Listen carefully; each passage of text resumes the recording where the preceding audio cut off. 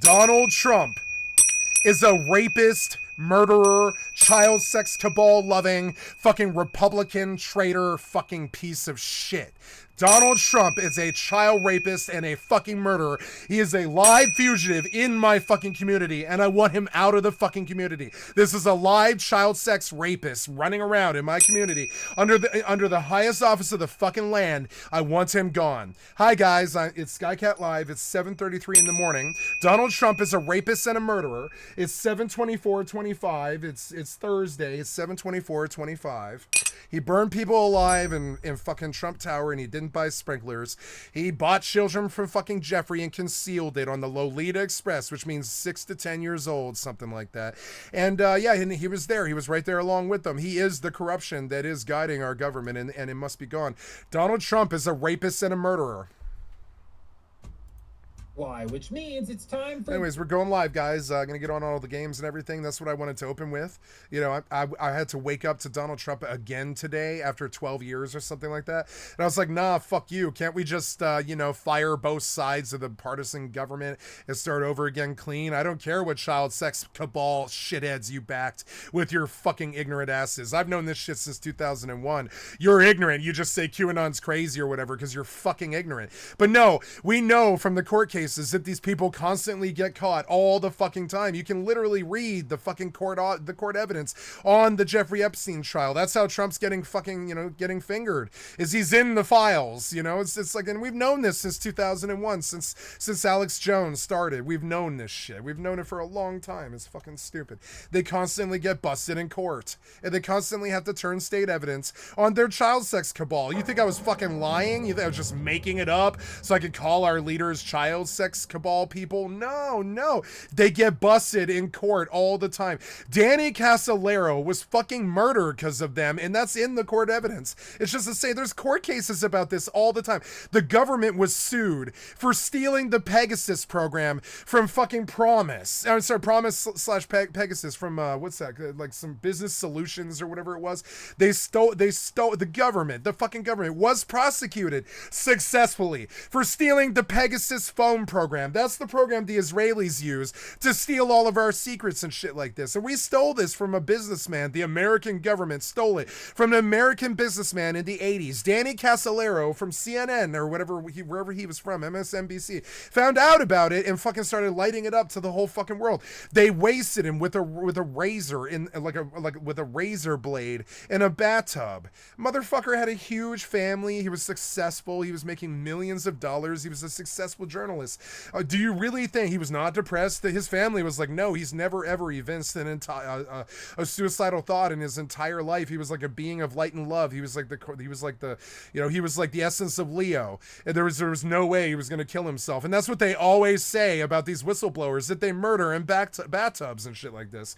And it's fucking weird, but I mean, you get enough of them. There's been like 400 of them or something. Yeah, sure, the first 50 or 200 or whatever. Yeah, sure, the first 200, let's call it an outlier. It was just some freakish occurrence. But no, there's been like 400 whistleblowers killed in the last 10 years or something like that. Sooner or later, you got to kind of wonder. You're like, oh, how many Boeing people died this year? Oh no, Jeffrey, he somehow died in that prison where they haven't had a suicide in 25 years or whatever. Yeah, he somehow died in there, huh?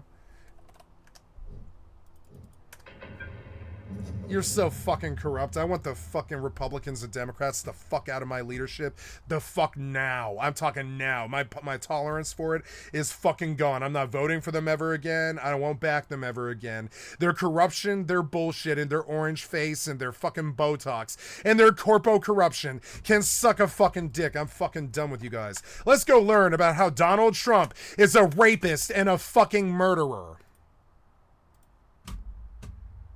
Running the country for some fucking reason. Why is this fugitive live running our goddamn country? It's because you back child molesters and rapists. We really don't know why. You make blackmail non-disclosure agreements with them that affect our government's fucking leadership.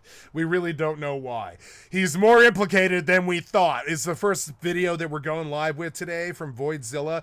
He's more implicated than we thought. I mean, I know what he did.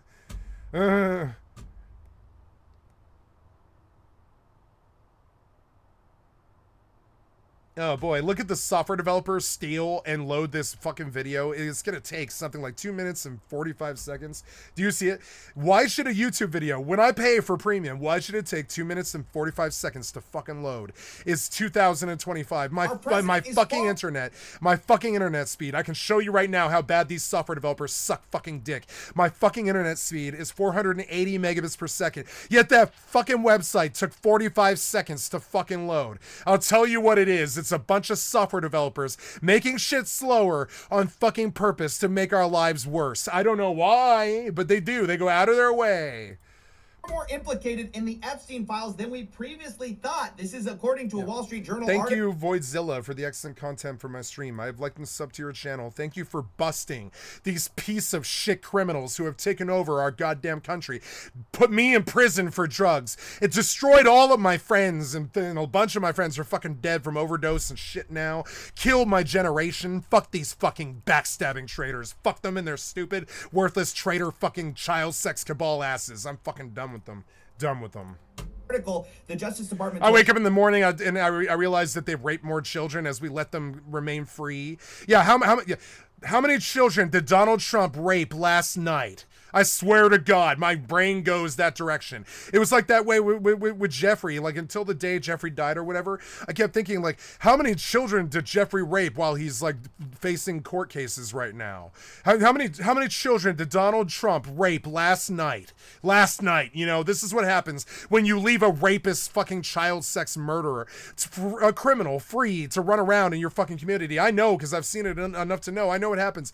If you don't put them in check, they just keep raping children. How many children has Donald Trump raped this month? I'm dead serious. I want a lapel cam on that fucking child rapist right now. If you're gonna put lapel cams on fucking cops, I'm gonna need you to put lapel cams on our child rapists. I'm terribly sorry. If you're willing to put them on good people like cops, I need you to put them on. If you're gonna break our privacy and put them on good people like cops or whatever, then put them on the child sex people. I need a lapel cam on this criminal. If you're gonna allow him to run around in our fucking community with 34 fucking felonies, I'm gonna need a lapel cam on this rapist. I'm terribly sorry. I'm gonna need that now, or I won't back Democrats and Republicans anymore. You guys are corrupt. You have been fucking the public in the fucking ass for 50 years. I'm fucking done with it. I'm done with it. In May, that his name is among many in the. I'm gonna need a lapel cam on Matt Gaetz and Donald Trump right the fuck now. If you're gonna allow felony rapists to run around in my fucking community, every time he goes off camera, I assume there's some child being brought to him. I'm dead serious. Every time that Donald Trump goes off camera now, I expect that they bring him some naked child afterwards. And, you know, it's disgusting. It's fucking disgusting. Bring him to fucking rights. Bring him to justice, motherfucker. You fucked me for so much worse. You fucked me so much worse than Donald Trump over shoplifting. If you're gonna fuck me over shoplifting in this country and shit, I need you to prosecute this goddamn child sex cabal. I'm fucking done with your traitorism, and I will go to war with both parties. Fuck you guys. You have been fucking over this country for far too long. A lot of people are going to tell you. I'll fight you myself. I don't fucking care. I'm done with the corruption that has destroyed the Democratic and Republican Party. I'm done with it. I'm not doing it anymore. I don't care. I'll lead this shit myself before I'll back you anymore. No more signing the ballot and sliding it across the table and supporting Democrats for free or anything like that. That's not happening anymore. They've got to prove they deserve my vote. That's not happening anymore. This is the last time that I vote. Oh, that's old news. We knew he was. This is the last time that I vote. Until I have somebody to vote for, I'm not voting ever again. Fuck these fucking traitors. I'm done with them. Here he is on the fucking flight manifest of the Lolita Express purchasing 7-year-olds. Donald Trump.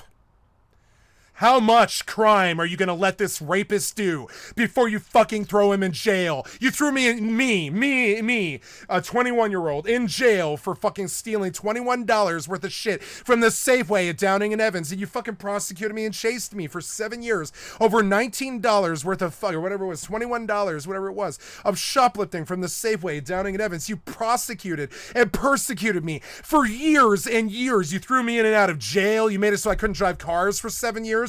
You fucking assholes, but you won't bust this 34-time felon, convicted felon rapist, like fucking guy who's been impeached twice. Fuck you and your worthless corruption and your fucking, your double speak and your baby boomers selling out to fucking weird corpos and shit. I'm done with your weird corruption. I'm fucking done with it. You don't get my vote ever again. You'll get my bullets.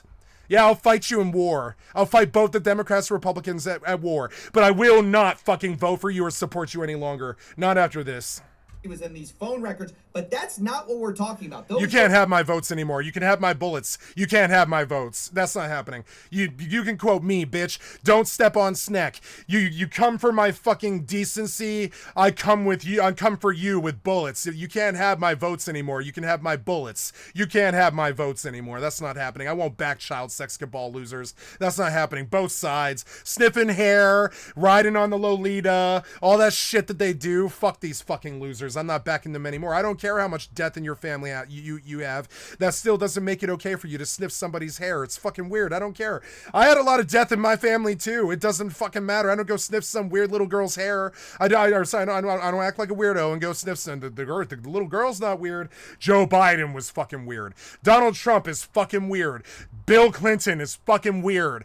Fucking George, like fucking Hillary Clinton is fucking weird. Obama and Michelle are fucking weird. They're weird corpo shitters. And I don't trust them at all. And yeah, Donald Trump is a rapist and a fucking murderer. Already public. Jeffrey's Black Book, that was already out there. Yeah, that shit's been done out there for 7 years or something. Remember the Netflix documentary? It hit in like 2017 or something. We've known about this for 8 fucking years, but because CNN and Fox have the fucking baby boomers' heads so far up their fucking asses that they don't even watch these Netflix documentaries about Epstein or anything like that. They just need to be lied to and socially manipulated. They won't even go watch the fucking documentary or anything like this. They don't know shit about Jeffrey. They don't know anything about it. There's a lot of court evidence, really, like a lot of court evidence. So anyways, let's take it off the big screen. Donald Trump is a rapist and a fucking murderer. Don't support him anymore. Fuck that fucking loser Republican fucking traitor. Fuck him. A new review of documents that we're talking about. We're going to go through all of it, and we're going to start with Trump actually being asked directly if he was told by his attorney general whether he was mentioned in the Epstein files, and he says no. Did she tell you at all that your name appeared in the No, files? She's given us just a very quick briefing. So there we have Trump. Just a very quick briefing about these child sex charges that I'm facing. This very quick briefing about child sex charges. It was very brief. A non-disclosure was mentioned and an agreement was made and I signed $1 billion. And it was a very brief meeting about this child sex that I committed.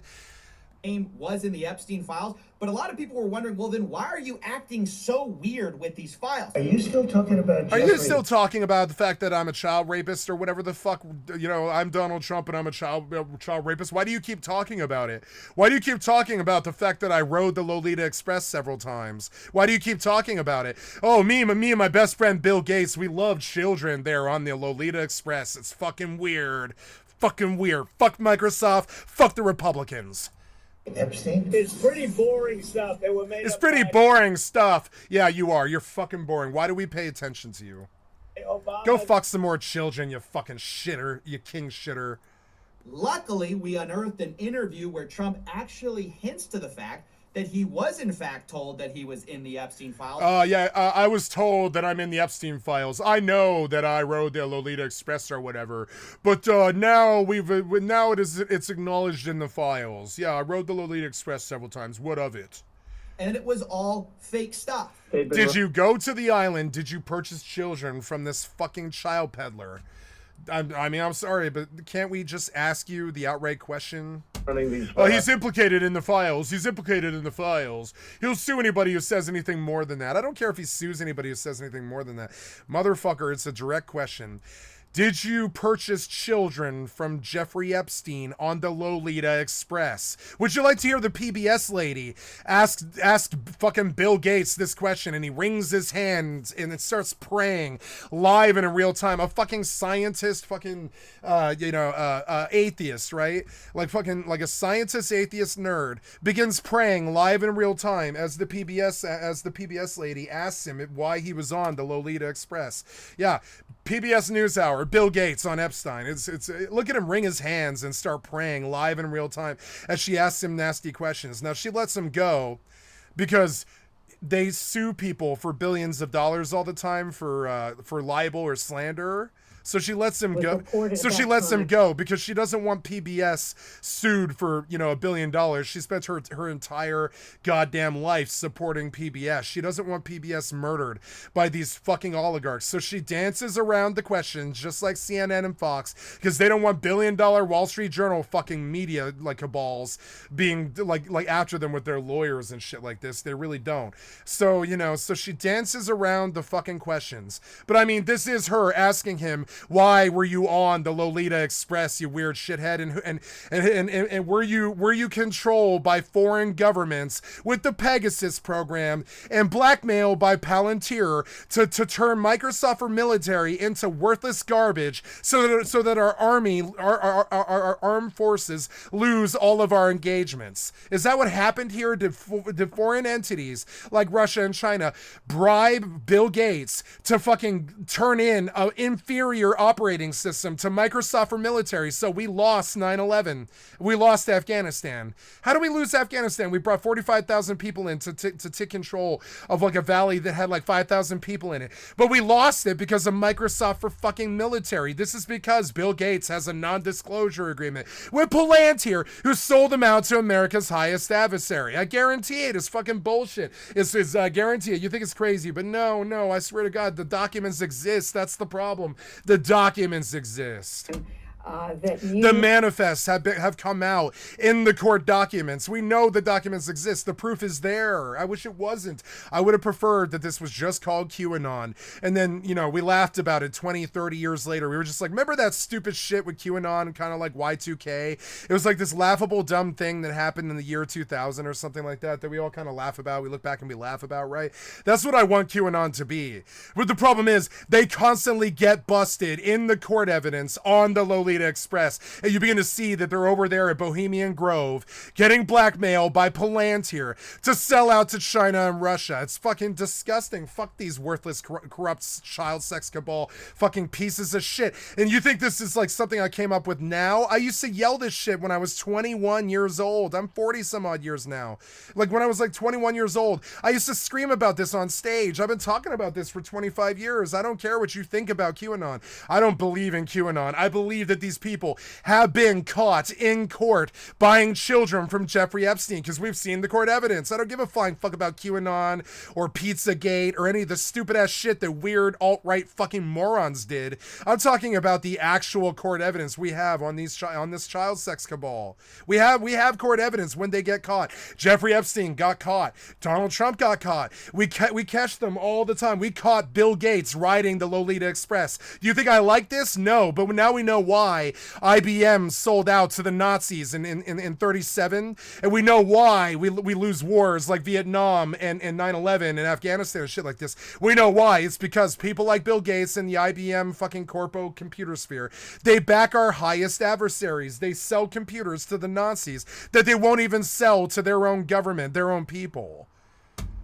And so I look at Bill Gates and I'm like, motherfucker, if you sell us out to Russia or China or Germany in World War III, if you fucking sell computers so they can call a poor white people from America to kill them in Holocaust 2 or what, like okay, I think in Holocaust 1 they wanted to kill Jews. Now in Holocaust 2, I think they just want to kill poor people. They don't like poor people. I swear to God, they don't like people of color, rich white people. They really don't like poor people, and they don't like people of color. So all the time I'm like, Bill Gates, if you fucking back the corpos in World War III, and you continue to sell us short with Microsoft for military because of your fucking Palantir and NDA like blackmail bullshit that you have with other world governments and shit like this, if you continue to sell out our armed services with inferior computers due to competing and enemy fucking blackmails and shit like this, I will kill you myself. I will kill you myself. Do you understand? And the same threat goes to Trump.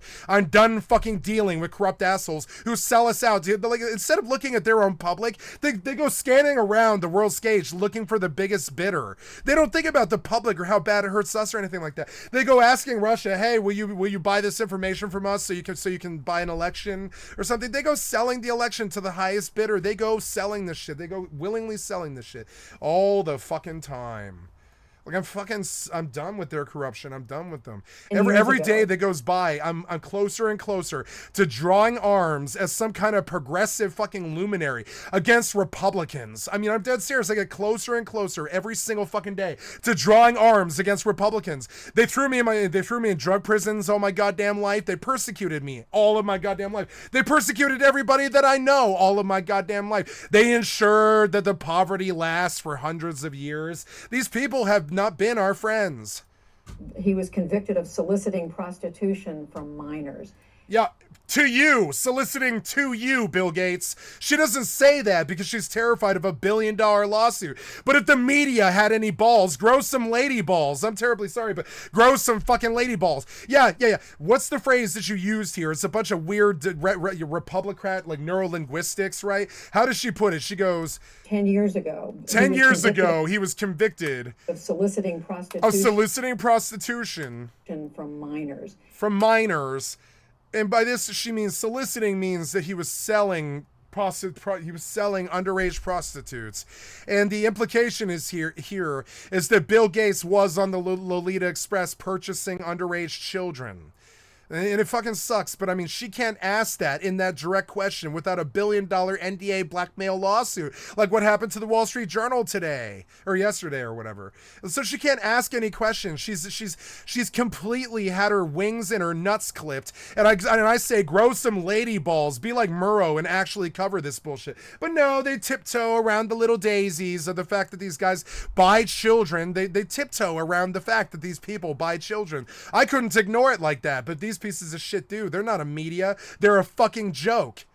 What did you know about him when you were meeting with him? No. You go, what did you know about him? He's gonna give you some double-speak answer that doesn't mean anything while he prays for you not to ask the crazy question. He's praying live in real time. What she should have asked him was, did you patronize Jeffrey Epstein and his Lolita Express? They can't ask lawyer questions like that anymore because the entirety of their world is corruption and feces caca lies. Even the media, their entire world is caca pieces of shit lies. I swear to God. So they can't ask a direct question. Why were you caught patronizing Jeffrey Epstein and flying on the Lolita Express, Bill Gates? It's a simple question. They can't answer it because the lawyers have their fucking wings clipped. They're worthless. They can't even prosecute anybody anymore. They're not real people. They're just people that steal our money. Said yourself, in the hopes of raising money. I had dinners with him. Please don't ask the question.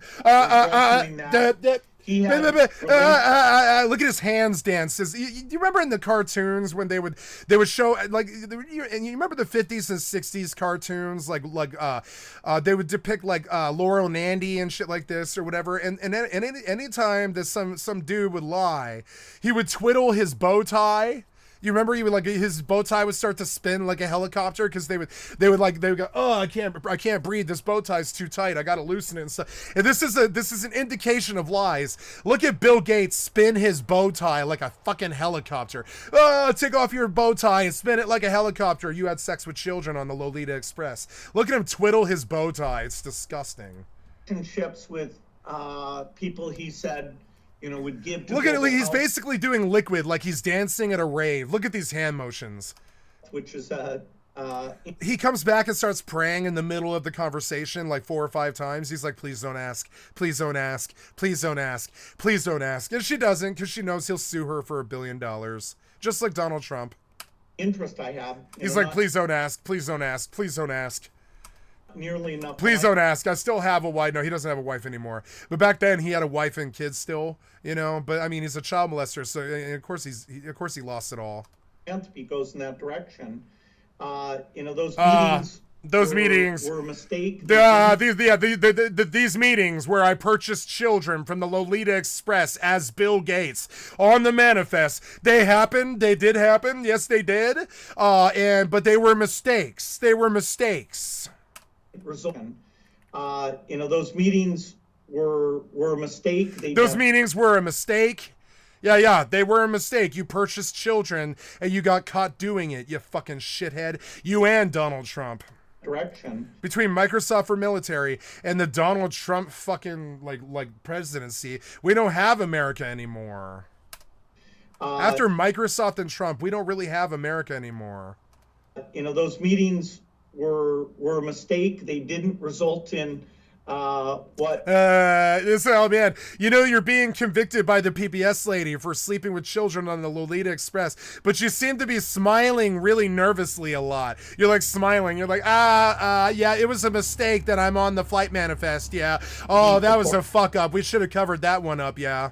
And I cut them off. I cut them off after the 7th or 8th time that I bought children on the Lolita Express or whatever as Bill Gates on the manifest. Yeah, I would cut them off too, yeah. I mean, you purchased children from a child sex cabal, and they took your information and they sold it to the highest bidder. I mean, they're child sex people. That's probably what they do. They're basically slavers.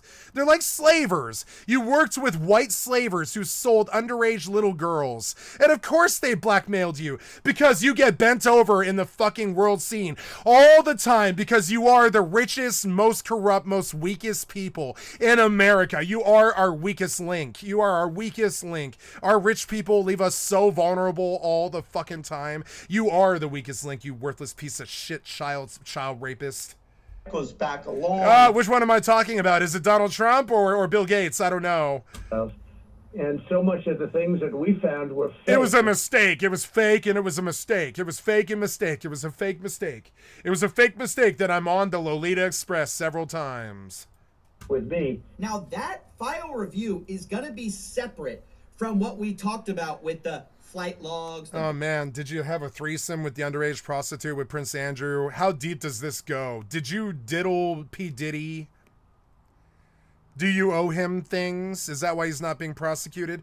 Did you diddle P. Diddy with an underage minor, and now you owe him things, Donald Trump? So is that why he's not in jail or whatever? Black Book things. I mean, like he's in jail, but I mean, like that's why they're not prosecuting him, right? According to I think it is. I think Donald Trump and P. Diddy are friends.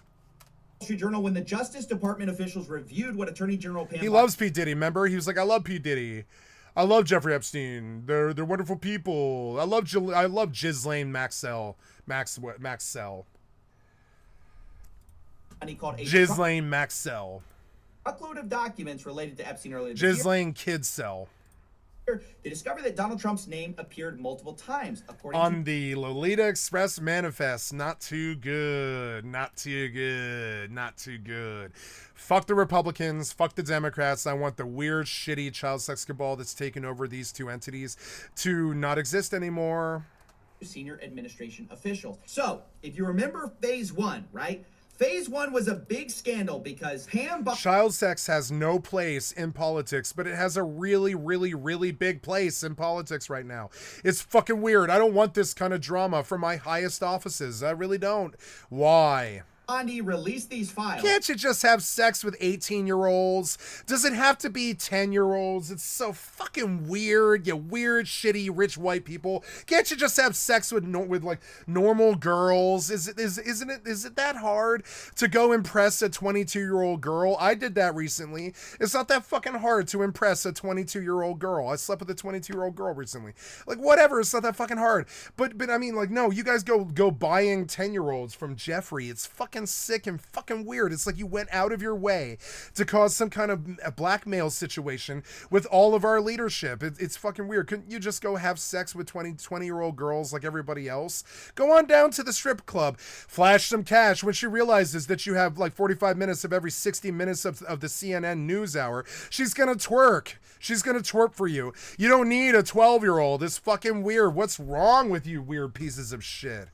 But it turned out that these files were an incomplete list of most of us don't make enough money and aren't cool enough and don't have enough sway or swagger or whatever to sleep with 20-year-olds. You do. You've got money and power, but you don't sleep with 20-year-olds. You sleep with 12-year-olds. It's fucking weird. We dream of sleeping with 22-year-olds when you're mid-40s. We dream of it. You guys have the power to do that, but instead you purchase and patronize the Lolita Express with your billions of dollars. Why? Because the 20-year-old girls bore you now or something? Why? Already released stuff. So what did she actually release? Well, you have all the access of the world's hottest 20-year-olds or whatever, 18-year-olds. You have all of the world. You have the hottest girls in the fucking world, and you have that power and that money that they respect and they open their legs for. It's like love potion number 9 or whatever. Power and money are intoxicating to women. We don't know why, it just is. So like, you know, so yeah, like you can legally blind an 18-year-old girl by flashing cash and showing her a McLaren and promising her a hotel room and a nice meal or something like that. Why the fuck do you need to go sleep with children on a fucking Lolita Express? It's because you're weird and you're sick and you're out to get your thrills that you can't get anymore because you've been sleeping with so many 20-year-olds, so many thousands of 20-year-olds that basically you probably have STDs now, you know? Released the flight. I swear to God, I look at Donald Trump and I see the same thing as I see when I look at Hitler, which is a brain riddled with weird, what do they call it? What's that STD? It's syphilis, right? I see somebody whose brain is addled by syphilis. I'm sorry, but that's what I thought about Hitler, and that's what I think about Donald Trump too.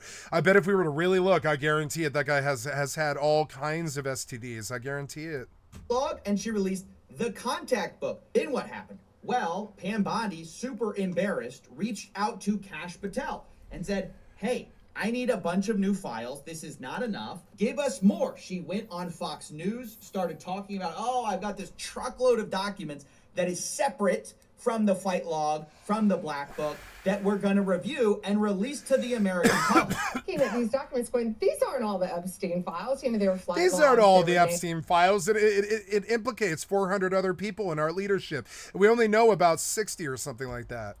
names and These aren't the victims' Epstein files. There's so many child rapists in our political community. These aren't the Epstein files. names, and we're going, where's the rest of the stuff? Yeah. So based on that, I gave them the deadline, Friday at 8, a truckload of evidence arrived. Will everything else be made public? It's always about protecting the victim. But you know what?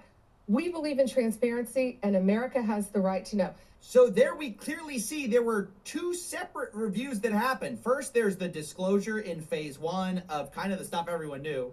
And then Pam Bondi goes, oh, we got a truckload of new documents. We're going to review those and release those. And that's the review that flagged a bunch of times that Donald Trump's name appeared in here. And that's when they changed their story. Why is this a big deal? Previously, the appearance in the flight logs and the black book were the only appearances we really had of the president. There was really nothing else related to Trump there. It's also notable because Senator Dick Durbin said that the FBI was explicitly instructed to flag Trump's name if it came up in the files. Attorney General's pressure on FBI to quickly review and produce more Epstein documents as promised.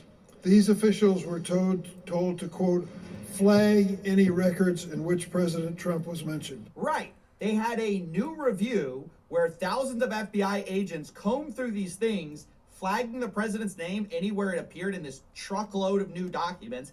And that is what we're talking about here. These are new revelations, new Child rapists. The United States of America president is a child rapist. PUSA is child rape. Yeah, we don't ever want another president again because all presidents are child rapists now. pieces of evidence about our president's possible involvement with Jeffrey Epstein. Of course, what are these files? That's what we all want to know, right? Unfortunately, it's being... Yeah, you know what I want? You think I only hate Donald Trump and this is all some bipartisan thing? No, I want my entire leadership decapitated over this, and I want all 450 people prosecuted or whatever it is. I want my leadership decapitated over this, and I want a revolution of reform where we vote in a whole bunch of other people, and we put lapel cams on our politicians so they can't rape children at night anymore. If you want to be in American leadership now, you have to do the same thing cops have to do. I want a lapel cam on you unless you go to the bathroom. You can turn it off if you go to the bathroom. But if you're going to be a politician in America, I need you to wear the lapel cam because it's a much more sensitive position than even police is. And yet you use it to patronize child sex cabals. I can't have that anymore. I got to have a lapel cam on you. If you're going to run for fucking politician, if you're going to be a politician in this country, you have to wear a lapel cam 18 18 hours a day, and I'm going to see you dealing with child sex peddlers, you know? I can't have you being in American sensitive American positions without some kind of oversight. The head of whips is not doing it. Like, the head of whips should have been able to fire the president over this the minute there was even a sniff of it, you know? But nobody has any power in the government anymore, so I want you all gone. I want this to decapitate my country, even if it does form some kind of genocidal right-wing rule, which is what I assume will happen. Even if that's the outcome, it's still better than what we have right now, which is nothing. Nothing at all. We have no leadership, nothing at all. Just a bunch of child sex fucking idiots who sold out to NDAs to Palantir or something like that.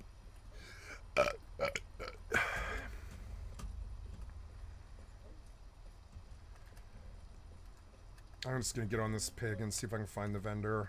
Please get on the pig. Can't you make this better?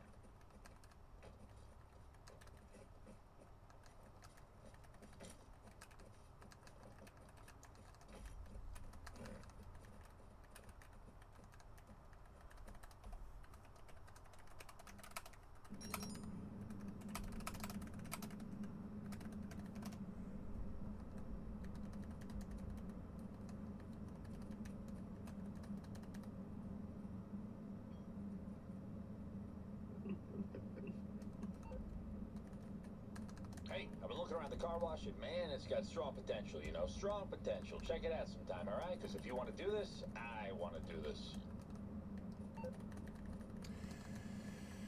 I need arrows. Does the weapon seller sell it? I can't remember.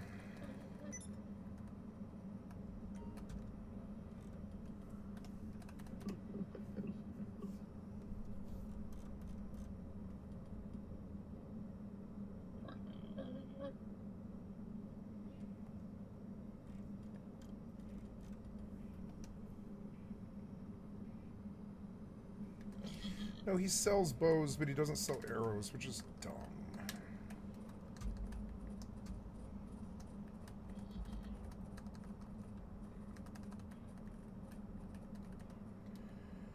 Where's the arrow seller? I don't like this town. Where's the arrow seller? It's like not that intuitive at all.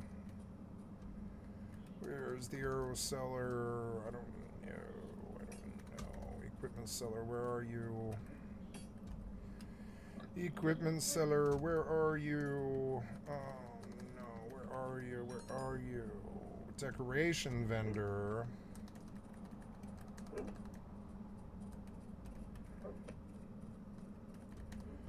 There's the library. Utility vendor.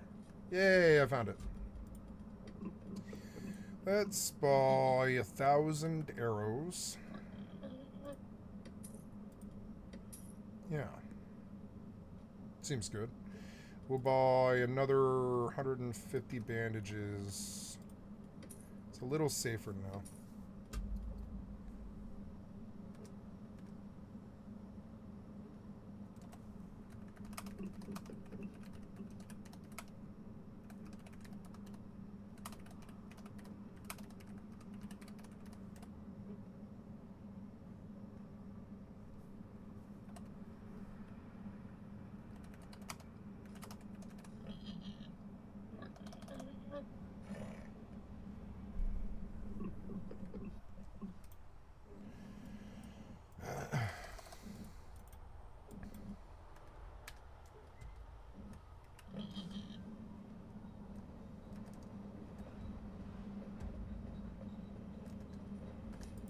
Heavily covered up and heavily blocked. Obviously, one answer is the Wall Street Journal's prior... Oh man, I hope every day is like some kind of wonderful secret for you guys. Reporting on this letter that Trump supposedly, allegedly wrote to Epstein, which talks about a secret that they both share. It's worth noting that the president said he was going to and then did sue the Wall Street Journal over this. He's seeking $10 billion about this. But the most interesting thing about this case is that the Wall Street Journal, its original claim was that this birthday book letter was all in the DOJ's possession earlier, meaning it would have been part of this truckload of new evidence unless it was destroyed. And so one of the best ways to disprove or prove the existence of this thing would just be opening up the Epstein files, which is part of the reason it's so sketchy that they're not doing it. If you're saying that this reporting is false, if you're saying that this birthday book did not exist, then why not just release the files where this birthday letter was supposedly contained? In fact, in this story, we actually have breaking news. Epstein's victim's lawyer now says that the estate of Epstein are actually in possession of this birthday book containing Trump's letter and would be willing to turn it over to authorities. So we'll have to see where that goes. Possession of that birthday book. The executors of the estate are in possession of that book. So already, if true, not only is that a kill shot to this lawsuit, it also proves that there's new mentions of our president in the Epstein files, which are now being covered up. Another big part of this cover-up story has been our government literally shutting down early to avoid a vote on the release of the Epstein files. This is because there were a bunch of representatives ready to vote actually in a bipartisan way on the release of the Epstein files. And a lot of Republicans had splintered off from the party line of not releasing it, backing the president. Speaker Mike Johnson, because he was announced he was cutting short the week's legislative business and sitting the House Why do you sound so white? for the summer to avoid having to hold votes on releasing the files.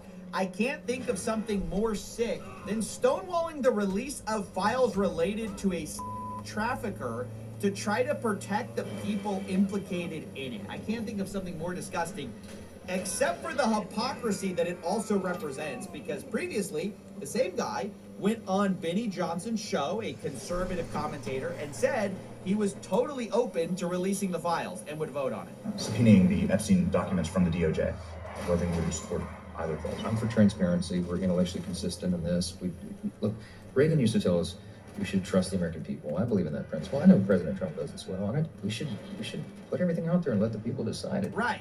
We should trust the American people until it's time to release it and actually vote on it, and then you shut everything down early to avoid it. Now, later, Mike Johnson came out and said he doesn't want to be lectured on transparency by the Democrats who didn't release the files when they were in kiss power. my And you see a grits. similar line coming from the White House about this. Democrats have now seized on this as if they ever wanted transparency when it comes to Jeffrey Epstein, which is an suggestion for any Democrat to make. Now, to this, I just have to say, yeah, they're scoring political points now, saying release the files, just like you guys scored political points when you were the party that wasn't in power. We need to release the Epstein list. That is an important thing.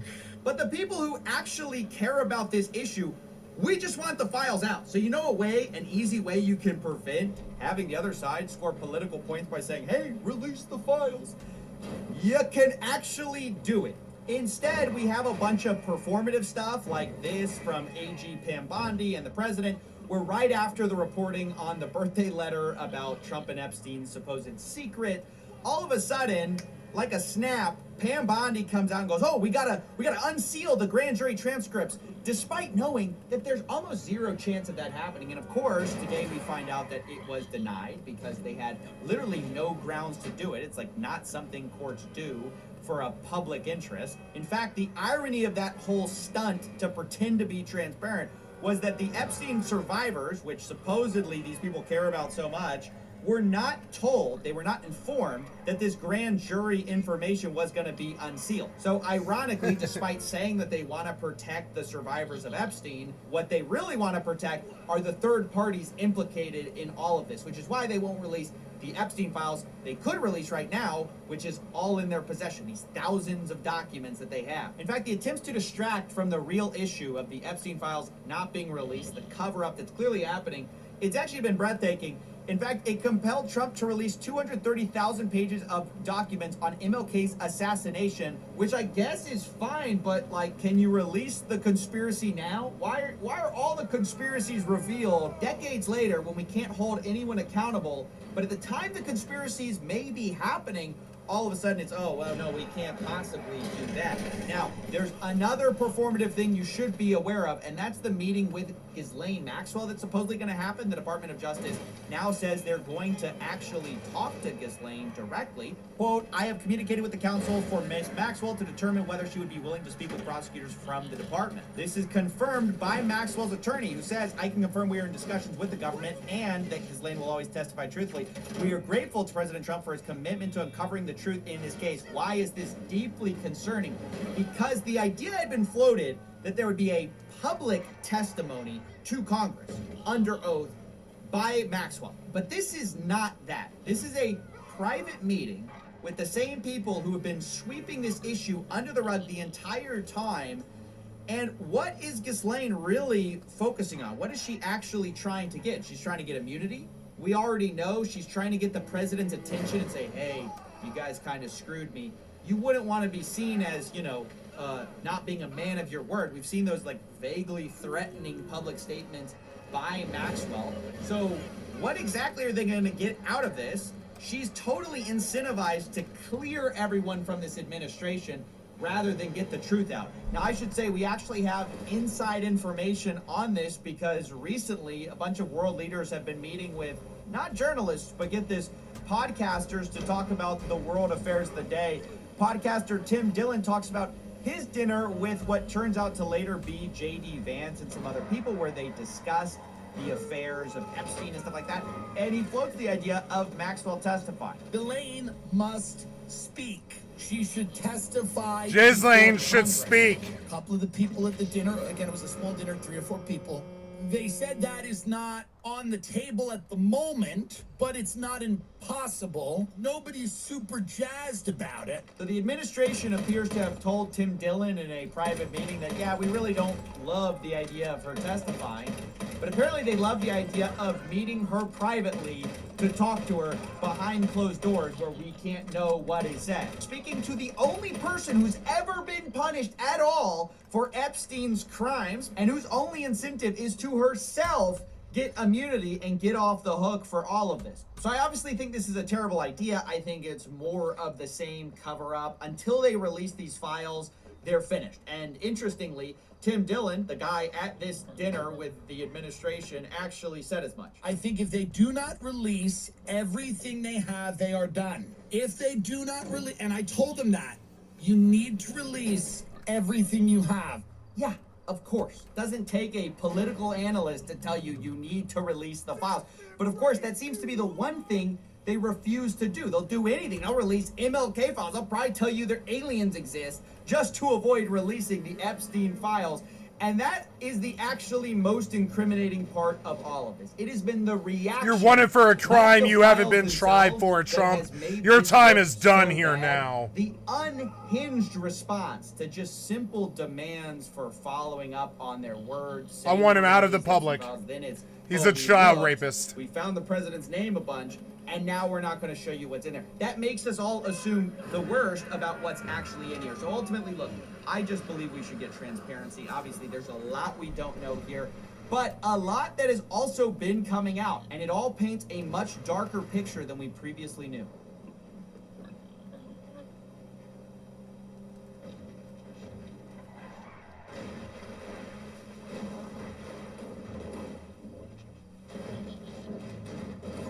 Nice, I jumped the guardrail.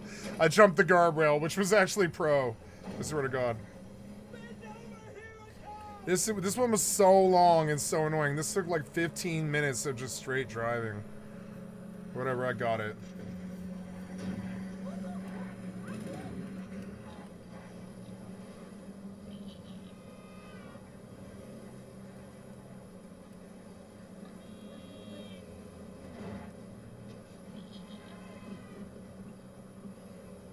He got caught on the corner.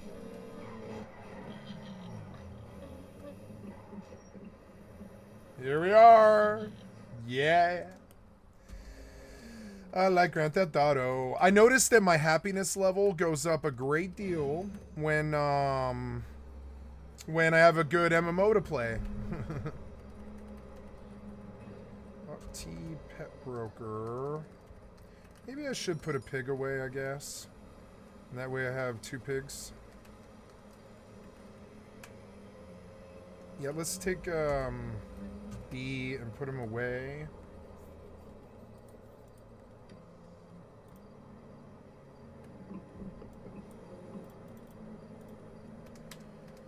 Yeah, we'll put B away for the future.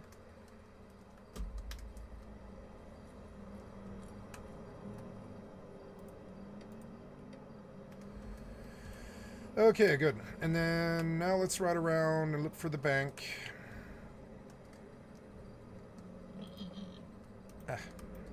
Oh, I'm going to fix my loss list. So apparently...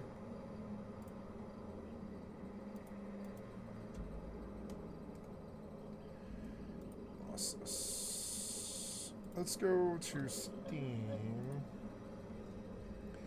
And load loss list.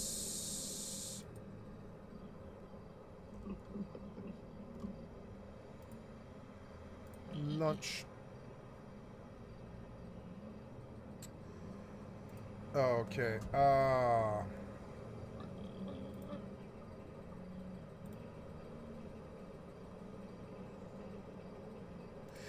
will have to go to the bathroom, guys. I'm terribly sorry. I will be right back. Now, am I doing the wrong loss list there? I don't know. If I fire this... Loss list...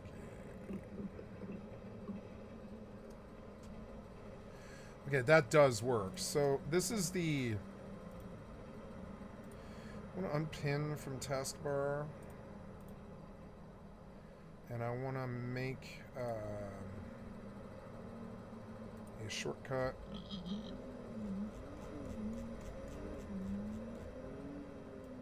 And I want to put it on my thing. Okay, guys, I gotta go to the bathroom. I'm terribly sorry. I'll be right back. My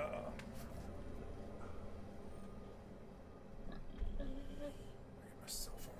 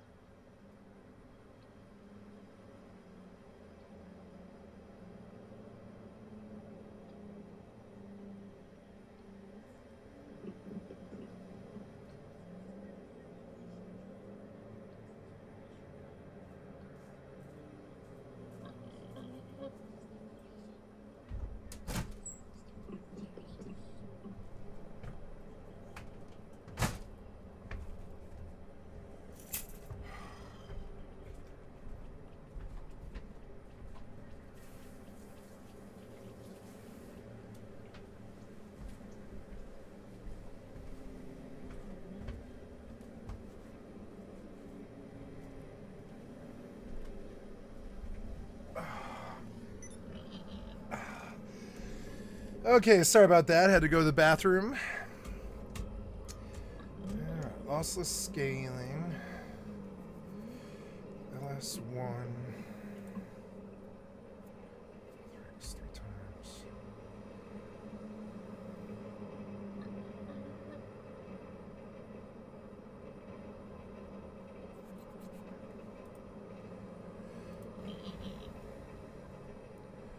Let's see how that runs.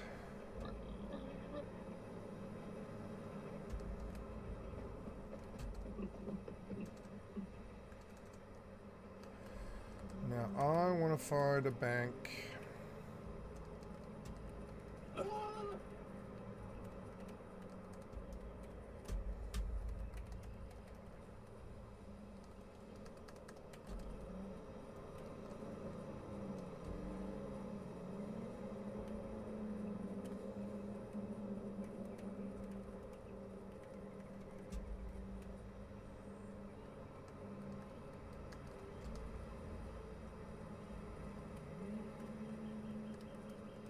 I don't like this town.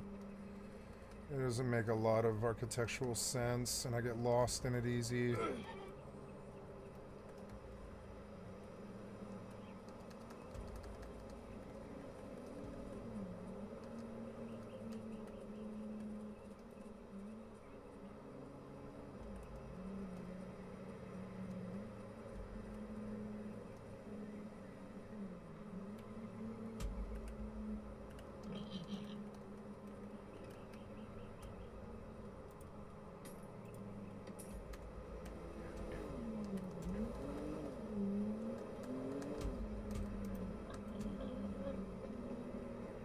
Oh yeah, it's better without the without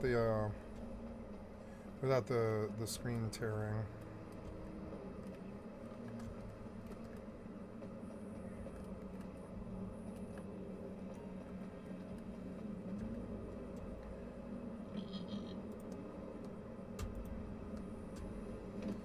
Come in, come in.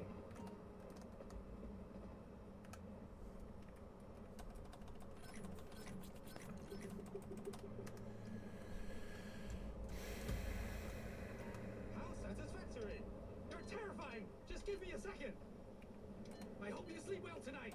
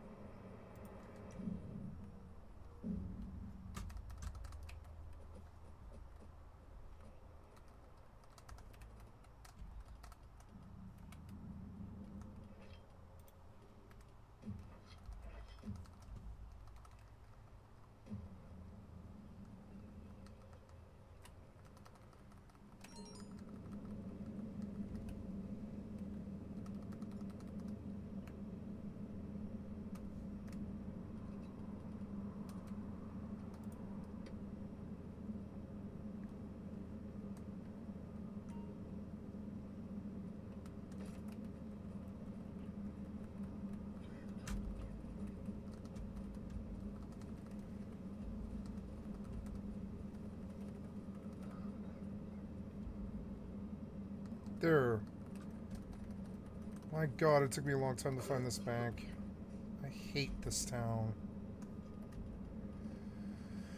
Okay, gold, silver. I guess, yeah, the gold probably won't do that well in terms of armor, but maybe I best go buy. You know, I tried to pull all this money away, but I actually should go spend some money on armor.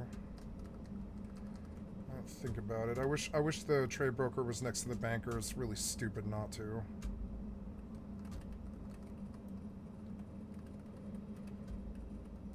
There's a tavern. I need that too.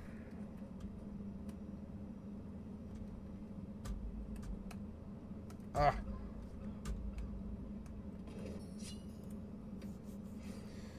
Sator.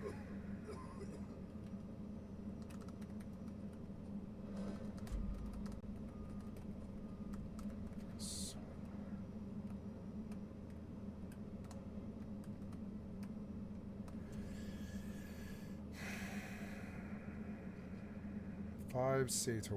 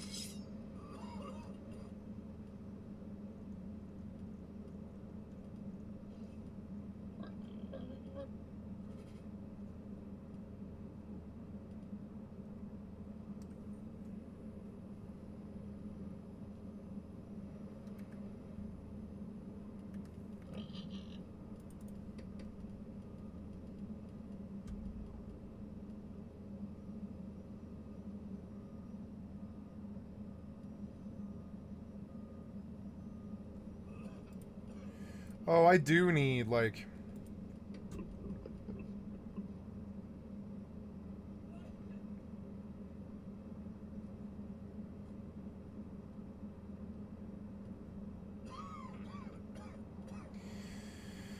I don't know. This might be above my pay grade.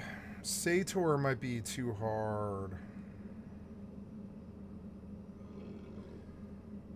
Let's do 6 bandits, because that does give you 2 Theron.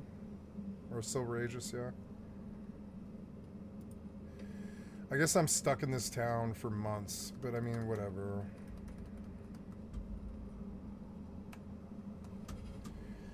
Brown Bears, the daily. Let's see if they can give me one nearby. 5 Brown Bears. That might be actually kind of a lot. I don't know. Maybe we can do it.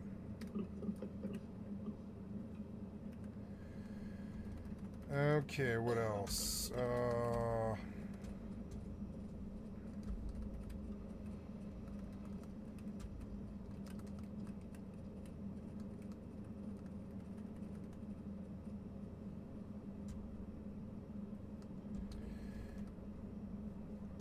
I've noticed that lossless makes this harder.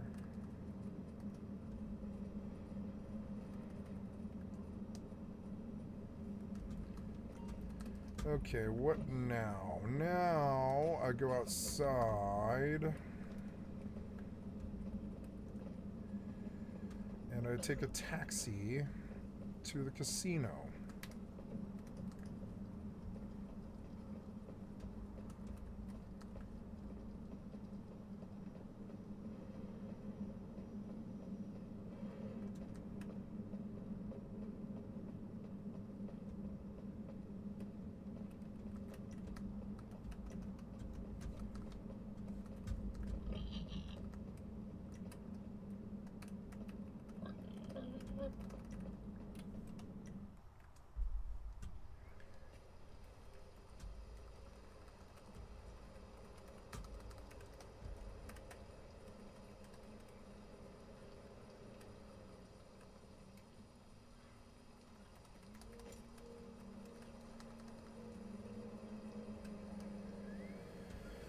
Oh, I was gonna buy armor from the trade.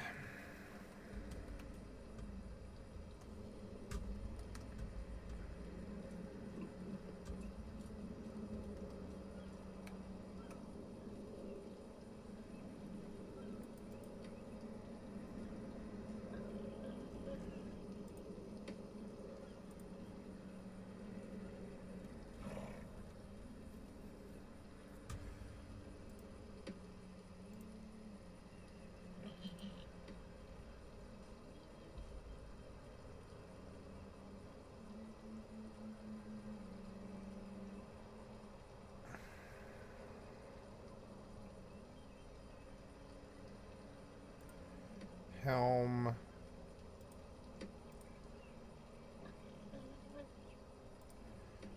Torso.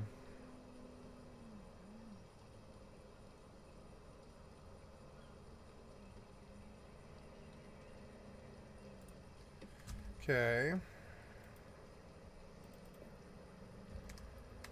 Good.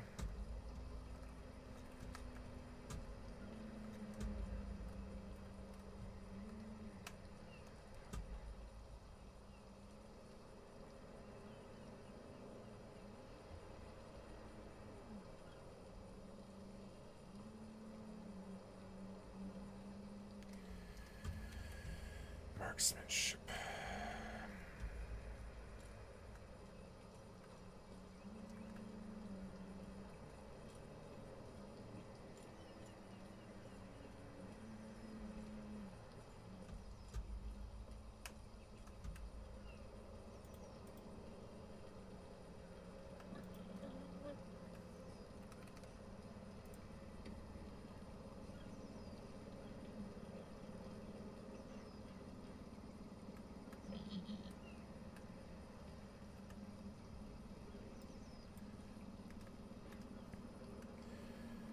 So I want to drop points out of...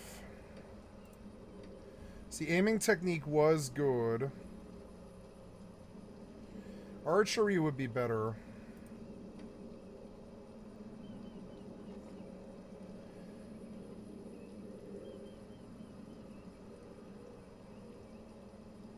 I think I'll take... Well, no, I like a lot of points. Skill training to 91.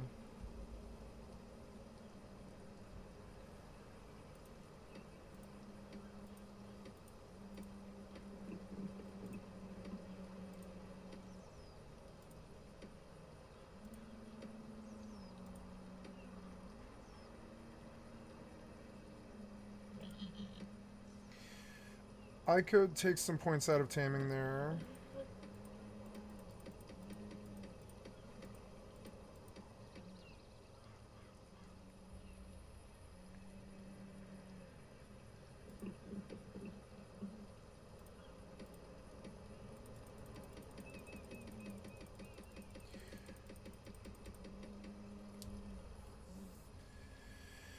Anatomy, ranged combat, archery is going up, and then aiming technique is 51.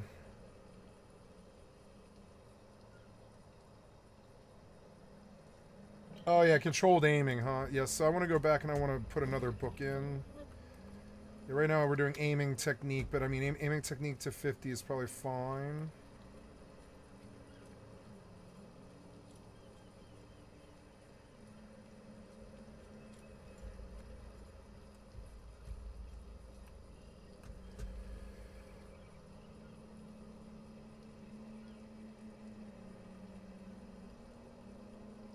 Mounted archery, control riding,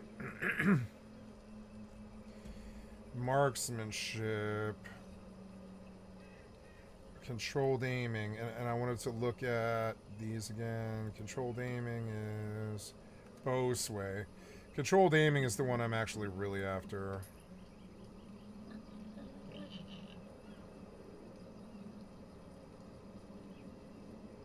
Oh, aiming. Oh, I'm sorry. So I have to get to 60 in aiming technique before I can do marksmanship. Or, sorry, controlled aiming. So...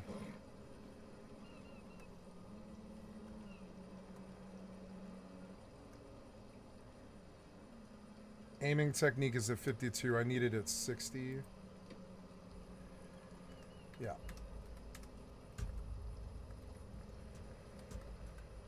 So I guess I don't buy this yet, but we will go buy more armor.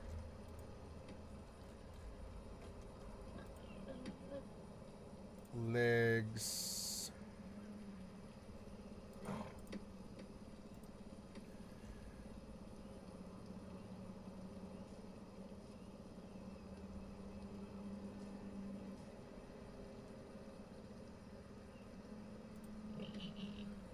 Legs.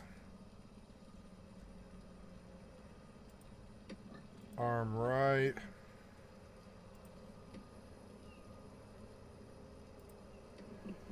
Arm left.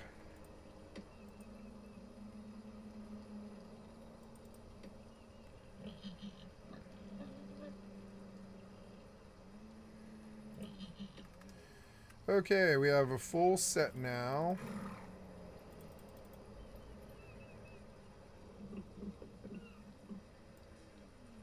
I'll just go put it in the bank, I guess. And then, yep, and all the rest of that.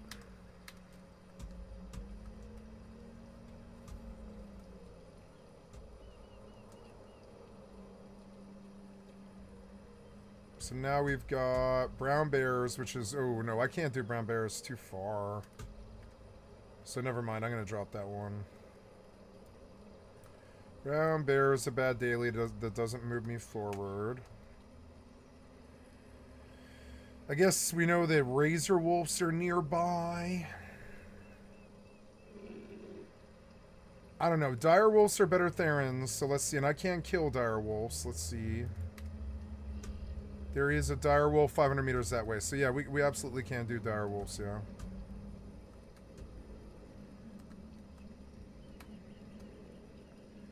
And right now my soldier task is bandits. Bandits are 1,000 meters that way. Okay. So we have our work cut out for us. I need Karotin if I see it. Oh, I got to go back to the vendor here. Aiming technique got to 52.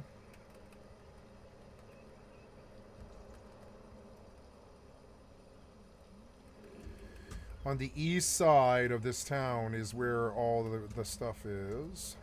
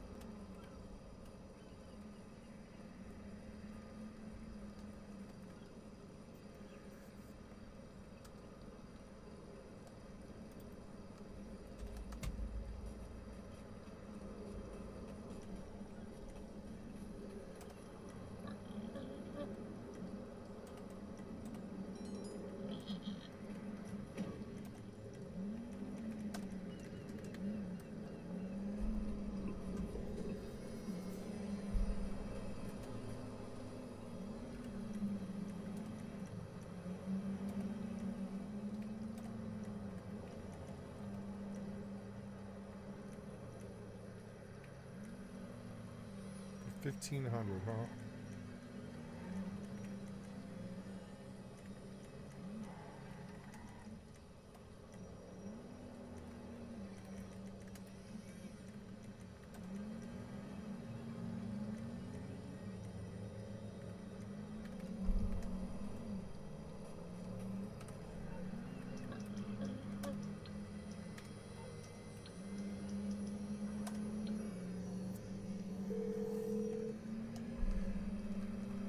There is one on its way to you now.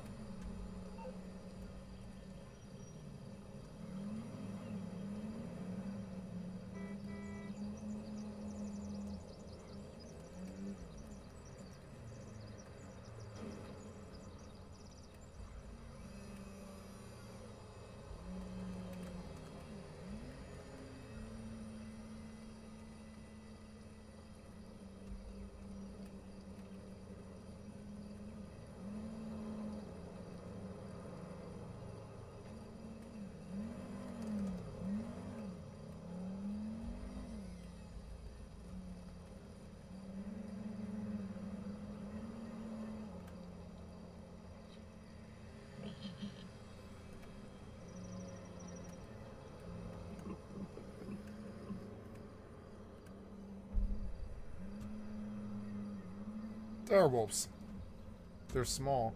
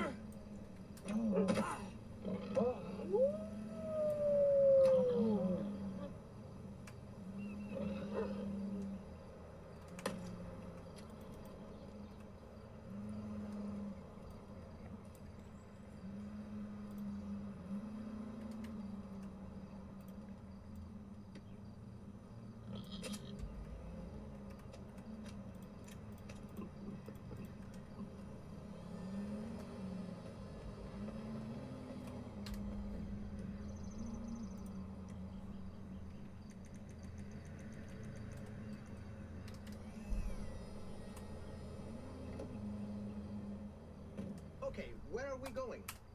Okay, no problem.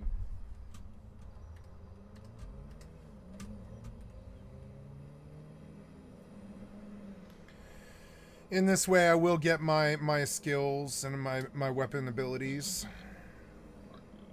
There's other stuff that I have to buy on this vendor. But I don't think I have to do it here. I mean, I don't know. It's weird. I need to go see what's available in Fab as opposed to what's available in here. I don't want to come back down here. It took so long to like get here.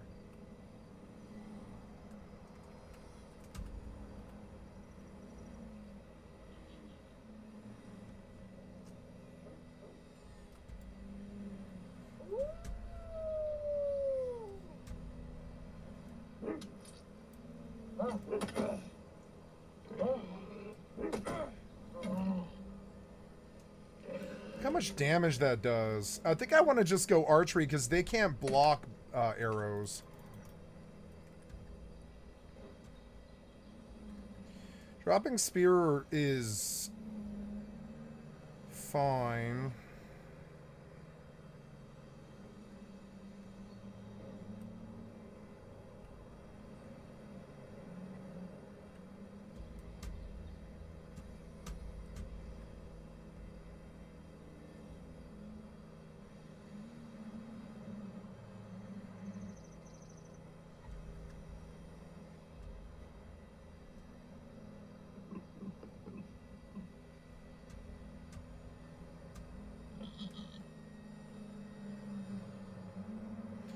So there was like 2 dire wolves. That was like it.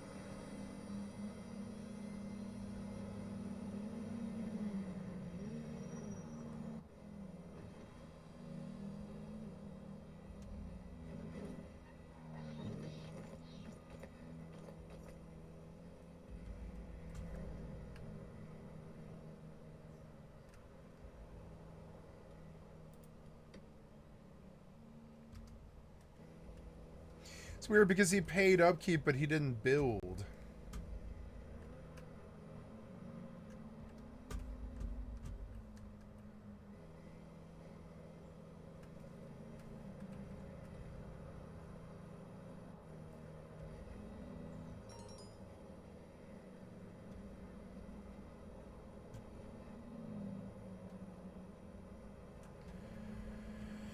Okay, the dire wolves spawn 70 meters over there.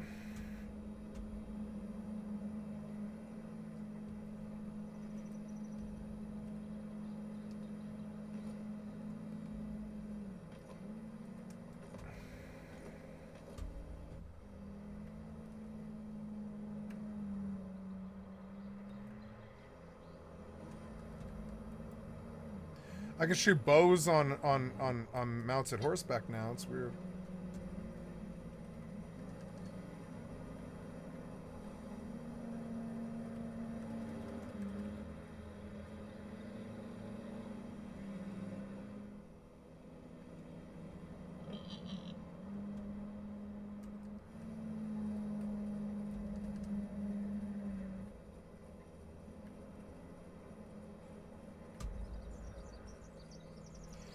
Let's go to Bowman, I guess, because there's like no more dire wolves. Maybe I'll see dire wolves on the way. Nice, we're not too far.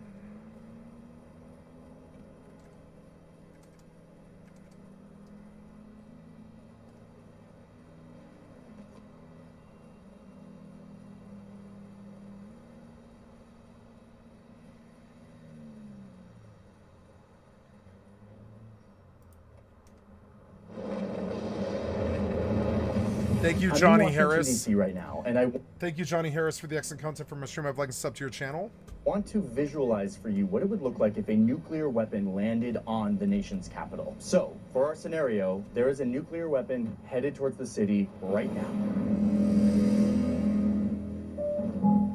A large nuclear weapon flying, headed towards Washington, D.C. The actual bomb is actually in here. This cone that's about 2 meters tall, 6 feet. It's falling back into the atmosphere. Here it comes. And then, for a moment, right here is the hottest thing in our solar system, hotter than the sun. 100 million degrees Celsius as it expands out. Everything around it turns into dust. I mean, smaller than dust. Atoms are ripped apart. This fireball instantly vaporizes everything within a half-a-mile radius. And here comes the blast wave, a wall of high-pressure air that is moving faster than the speed of sound. It creates wind behind it that is faster than anything ever observed in nature. Everything within 2.5 miles is leveled. And then there's the heat wave, which burns everything within 5 miles. Nearly everyone in this city is either dead or severely injured. Everything that can be on fire is now on fire as this huge mushroom cloud rises into the air, dragging with it a storm of dust, dirt, and debris. But this isn't normal dust anymore. The bomb has done something to it, to its atoms, making them fall apart in slow motion, shooting out invisible, deadly energy. This poison dust drifts all across this region. It clings to soil and plants and people hundreds of miles away. These poisoned atoms will keep firing off radiation for years, for decades, centuries, even thousands of years. This is a disaster that humans made, and that was just for one of these cones. A rocket fired from an American submarine can carry 8 of these cones at once. If all of those hit one target, it would be a much worse situation.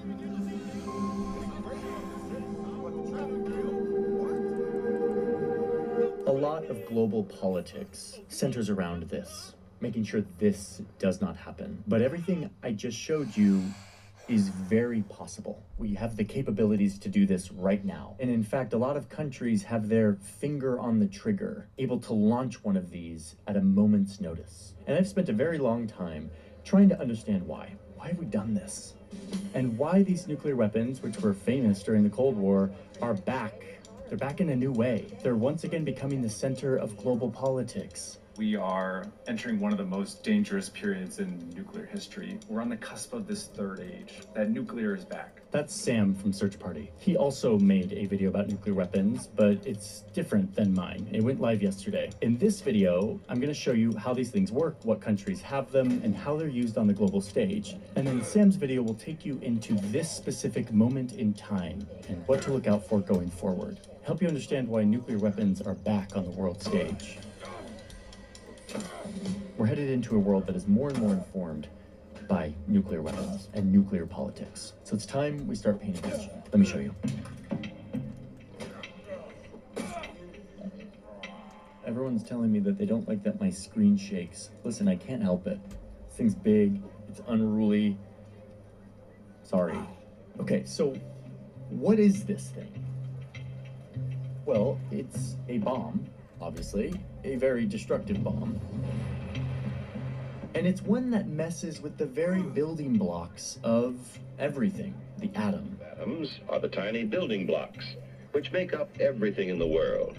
So an atom, of course, is the smallest unit of matter, right? And it's made up of several subatomic particles, electrons, protons, neutrons. I talked to Destin from the YouTube channel Smarter Every Day. He's a real scientist.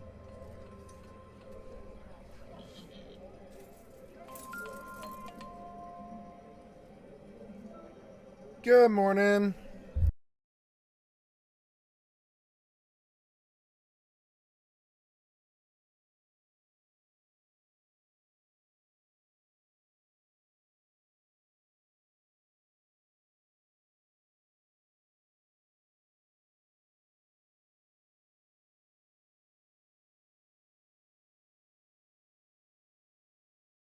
I'm sorry, guys, I have to step away.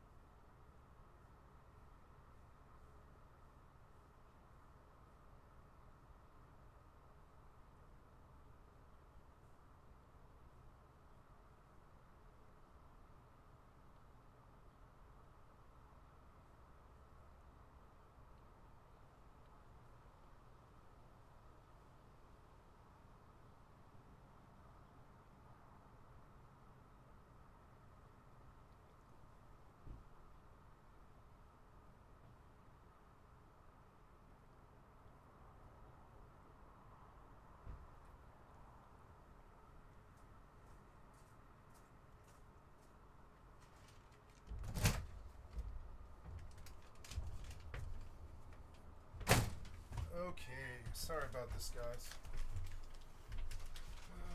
Let's go in the fridge.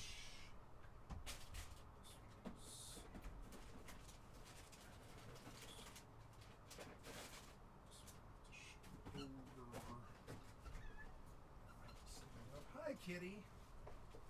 Well, you're back. Yeah, you okay? You doing okay? Meow. Oh, hello.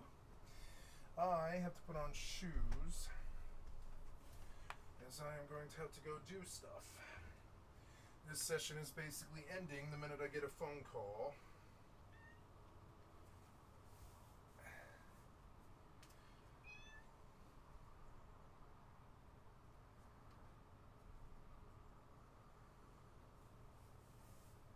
What's your brush? Money. It's always money. Yeah, that's Kitty. I'm just doing stuff, don't worry.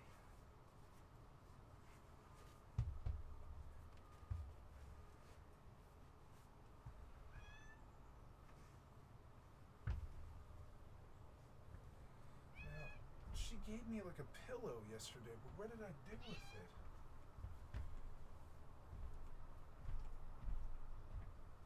You gave me a butt pad. What did I do with it? No. I'm gonna go piss. Did the butt pad make it in here?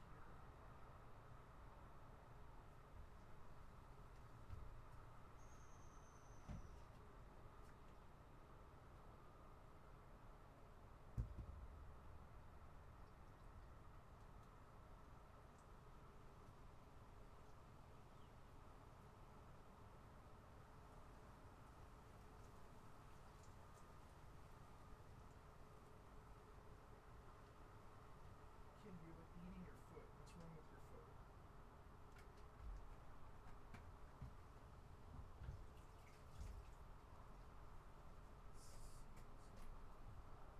I want to see what's going on here. Lie down.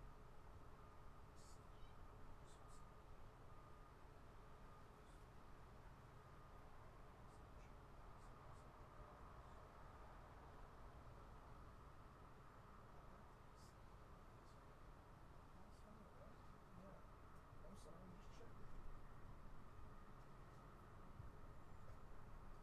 Okay, you doing okay? Okay. Alright. I am all set. Okay. Why we still have 12,000 nukes. Yep. Oh, I timed out of Mortal. I did, and that's not too good either. I might have died. Hi, kitty. You want to cuddle? Get your fur all over me? You had a love attack very early today at like 6 in the morning, and it was annoying. It was annoying, dumb kitty. You woke me up at like 6:30 in the morning, and so did my mom. Like the phone call and the cat came in at like 6 in the morning, and it's like, man, you had a love attack today. You got on top of me for like 2 hours and just rode me. It's so annoying. You were like purr purr purr purr purr purr purr. Yeah, you, Maria. Yeah, you, kitty. You woke me up at like 6:15 in the morning. That's just ungodly. That's an ungodly hour of the morning. I don't care if you're up and you want to hunt. I don't care. You're such a cat. You're like, oh, it's 6:15, the sun's up, it's time to go kill mice. And I'm like, yeah, all right. I'm gonna get on and play video games. I understand your obsession, you know. Talk to the cashier, acquire max chips. Yes, and then visitor bonus. Oop. Yeah, oh, it's so cute. It's such a cute kitty. Yeah, oh, hello. Enjoy it while it lasts, kitty. They're going to put me to work soon. And that's the same for you guys.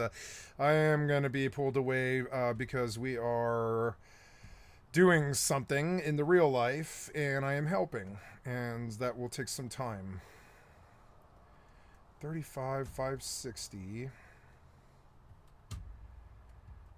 How much is a penthouse? Like, can I buy the penthouse? Where is the penthouse? Oh, purr kitty, purr kitty, purr.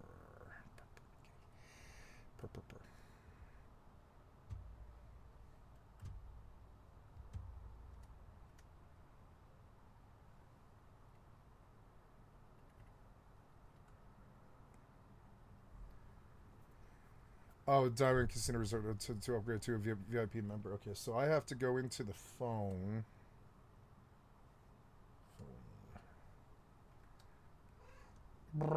Yeah. Oh, kitty. I love you, kitty. You like sitting in my lap, huh? Mm-hmm. You're a lap kitty.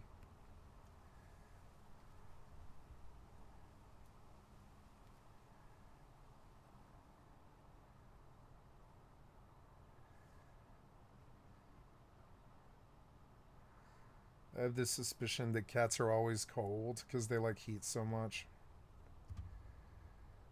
They'll get it from any source. They'll sit on a computer and fry a computer. They don't care. They want it.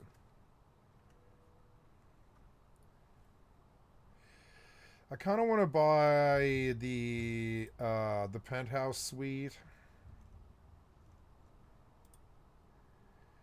which is 1.5 million, which is design your own, or the high roller. This is where the kind of only needs to make one bet all in.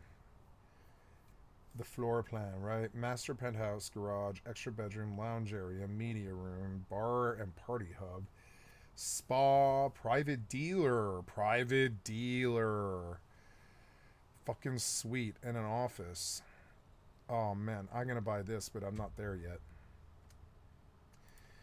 So, okay, so, but the penthouses, we could begin. The greatest blank canvas money can buy for 1.5 million. I don't know if the VIP pays more, but I'm tempted to pay for that first because I do a lot of gambling, but I don't know. I'm still not there yet. I'm not ready. Get this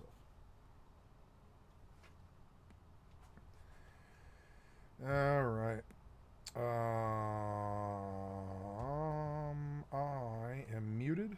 Yeah, I'm muted. Our 100,000 homes for 2 weeks, or one home for 2,000 years. Start. Everyone's telling me that they don't like that my screen shakes. Listen, I can't help it. This thing's big, it's unruly. Sorry. Okay, so what is this thing? Well, it's a bomb, obviously, a very destructive bomb. And it's one that messes with the very building blocks of everything, the atom. Atoms are the tiny building blocks, which make up everything in the world.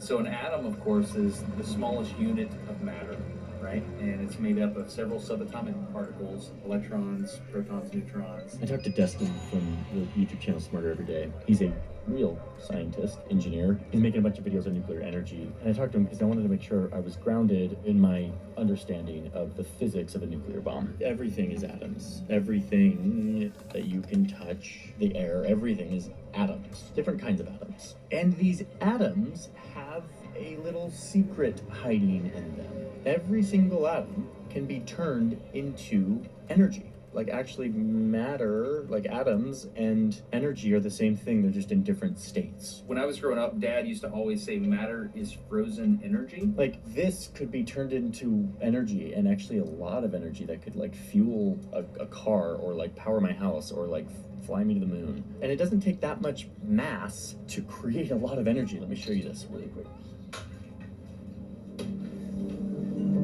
This little piece of metal is probably a little more than a gram. Not very heavy. Not a lot of mass, right? If we zoom way into this little clip, you're gonna see a bunch of atoms. Now, there are some powerful forces working on this atom, keeping the nucleus really tightly glued together, keeping the atoms separate from each other so they don't like blob into one another. And thank God for this, because otherwise nothing would be solid. You would sit in a chair and just sort of fall through. There's a lot of forces happening down with the atoms, keeping everything stable, everything solid. We like these forces. They make it so that my little paperclip thingy doesn't explode and everything doesn't sort of spontaneously come apart. Stable, good. Those forces, those subatomic forces are very, very strong. Now you can break these forces holding atoms together. If you rock their world hard enough, they will kind of rearrange. They will break, and then they'll quickly like reorganize to try to form some sort of stable atom. But in the process, a little bit of matter is left with nowhere to go. It can't bond to anything. And so it spontaneously turns into energy. Every single thing around you, everything, could be turned into energy, an enormous amount of energy. How much energy? I'm glad you asked, because this is the moment that I've been waiting for since I was a child, where in my real adult career, I'm going to be able to invoke the famous equation of our very own Albert Einstein. Yep, I'm doing this. I'm doing E equals MC square.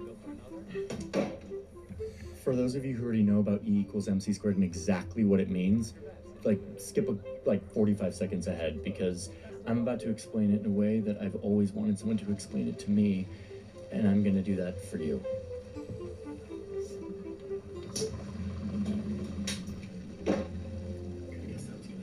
Ace high kings. Nice. So, what does Einstein say about how much energy is contained in my little paperclippy thing? The E is energy. The M is mass. How much mass are we turning into energy? And the C is the speed of light in meters per second. Speed of light.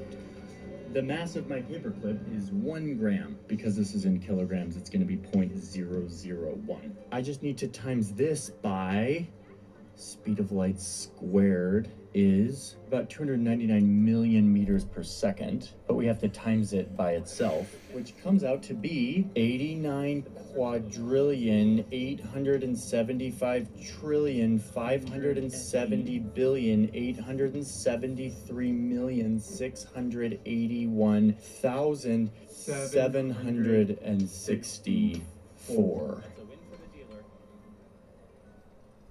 Whoa. So my paperclip mass times this. Hello? Einstein says we have to multiply that. Yeah, I mean, if you want me to, yeah, you ready?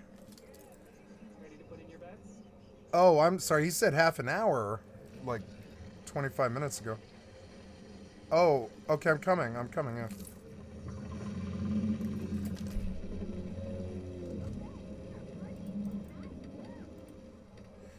Okay, guys, I've got to shut down this stream. I'm terribly sorry. I will be back at some point later. I have to help my family with something in the real world.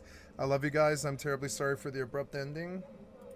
Okay, hi guys, I'm back. Terribly sorry for all the delays and interruptions today, but, you know, had a death in the family recently that has dominated everything that I do. Pre-purchase what? Oh, Metal Gear Solid Snake Eater is being redone. Yeah, if I wanted to play it again, I would buy it. But I don't. Sorry.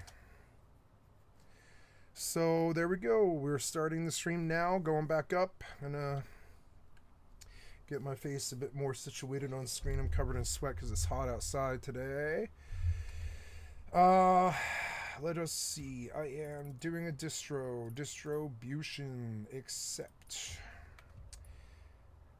Oh, but I do have to go to Jita. I forgot. That's right. I have to go to Jita. That's alright. Character. Jump clones. Jump clones.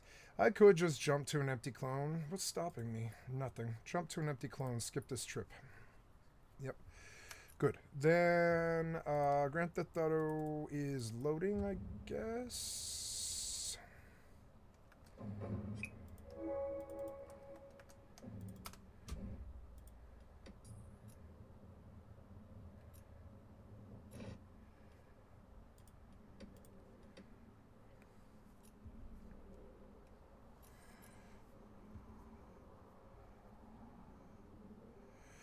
LSFG 3.1. Where is the lossless?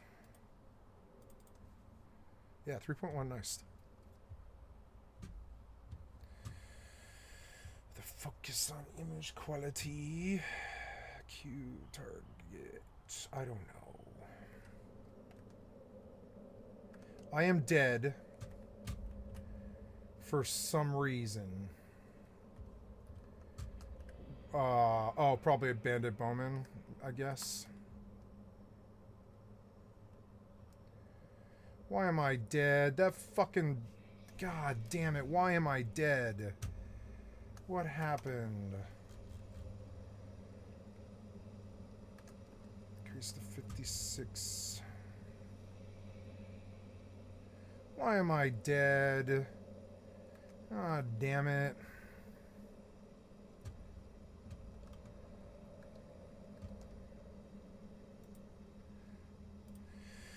Mortal Online 2. How long does the loot bag last in the world? God damn it, these distractions cost me so much more than just the goddamn working time. It also costs my fucking job, like, a lot. It costs my job. I will not say it any other fucking way. These goddamn worthless-ass, pointless-ass distractions completely fuck my job. It's like my job. My job is the thing that really suffers from it. It's so annoying. Look at how much time I fucking lose over this stupid shit. And money and effort, when it isn't even in mine. This shit isn't even in mine. These problems aren't even mine. It's so annoying. I'm gonna go back and see if my fucking body's there, but I fucking doubt it because I got stuck out there for 2 fucking hours.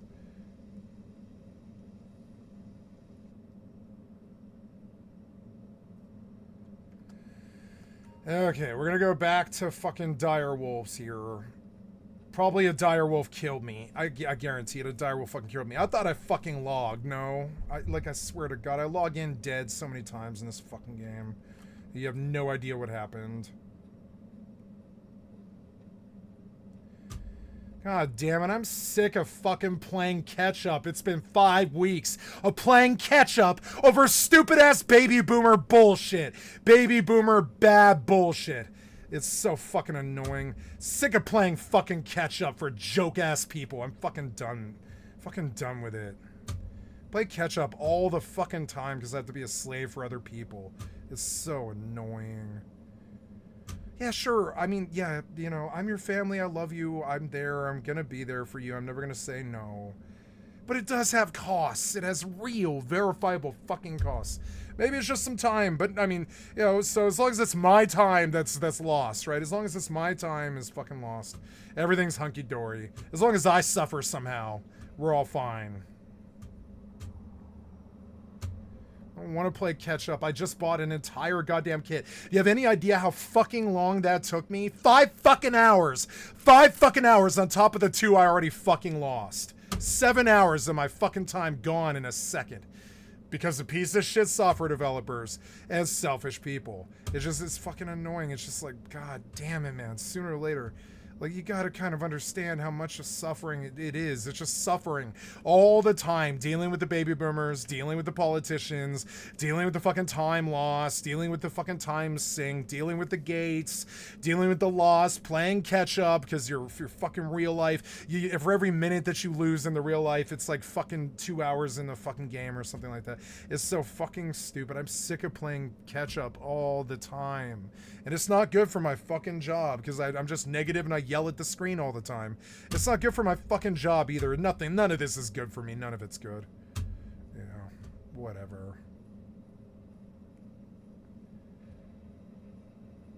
Where was I? I was like over here. I lost the pig too, which is also goddamn horseshit. Do you have any idea how much fucking time I lost over this?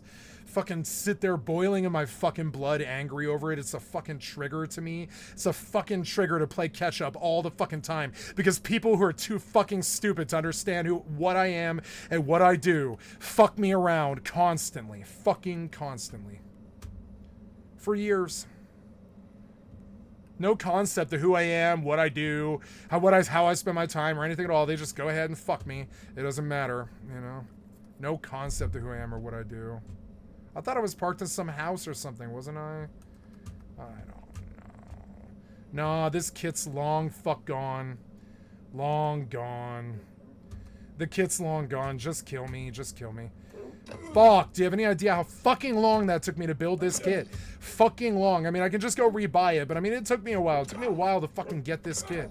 Like, god damn it, man, I'm sick of playing fucking catch-up because some boxes need to be shuffled around in some fucking storage lockers like when I was a kid in my fucking parents' divorce. Thanks for the trigger of fucking making me relive my parents' fucking divorce over and over and over again so then I can play 7 hours of catch-up in the fucking game because you needed 90 minutes of my time. Thanks. With friends like baby boomers like you, fucking asshole friends like you, who needs Nazis? I might as well have a goddamn slave driver with a whip on my goddamn back, fucking telling me I'm gonna be a serf for the rest of my fucking life and keeping my job illegal. Goddamn baby boomer fucking cocksuckers.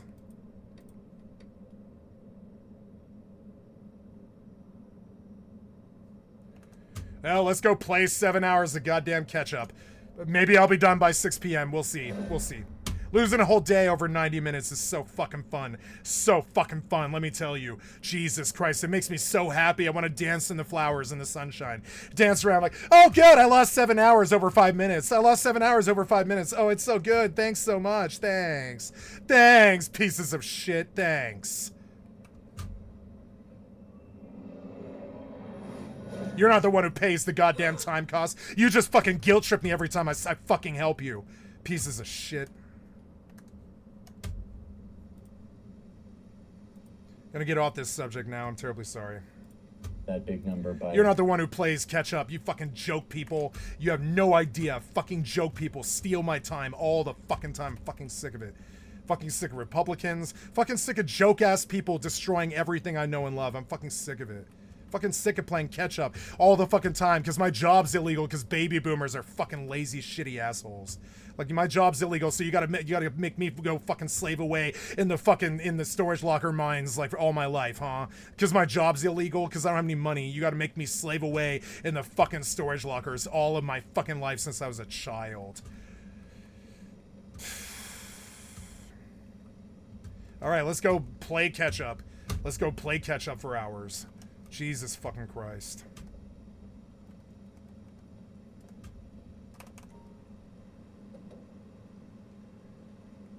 The resentment's a trigger. I really could go for some fucking black tar heroin and methamphetamine right now because the fucking time loss and the fucking boomers and the fucking moving and the fucking shuffling shit around and fucking shuffling the goddamn storage lockers all my goddamn life. Other fucking people's possessions. Other people's bullshit. OPB. Other people's bullshit all of my goddamn life. And I suffer wholesale and nobody gives a fucking flying fuck because they just use me and cause suffering all of my goddamn life for shit that I don't care about, for money that I don't care about, for possessions that I couldn't give two shits about, for fucking problems that I can't solve.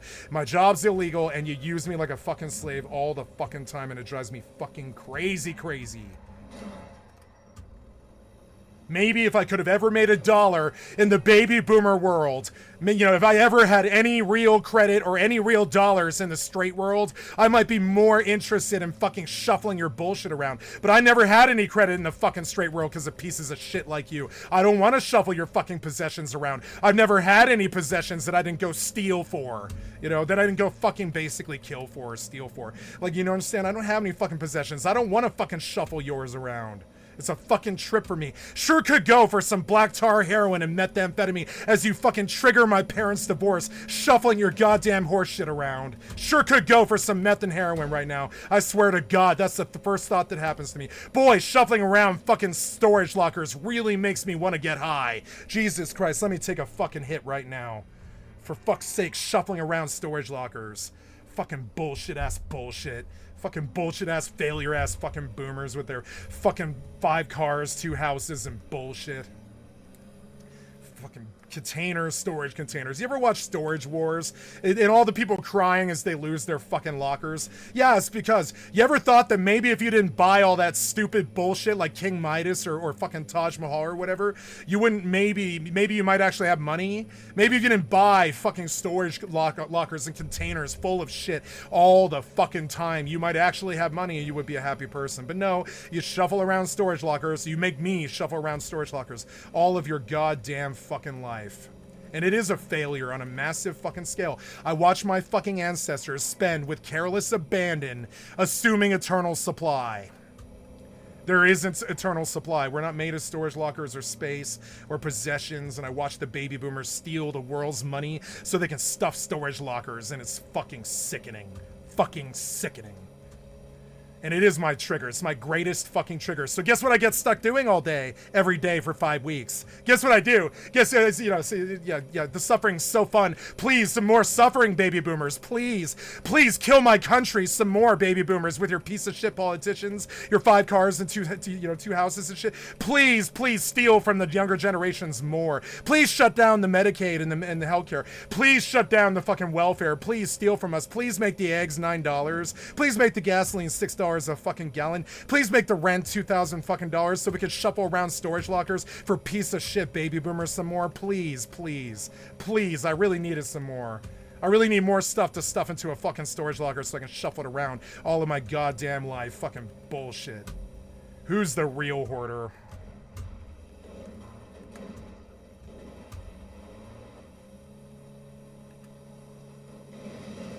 Want to know why this conversation sounds like it's rehearsed and scripted? It's because I've had it in my lifetime like 50 times or something, and they just don't care or listen.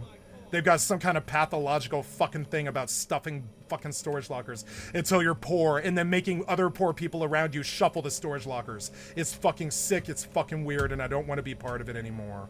I've never wanted to be part of it.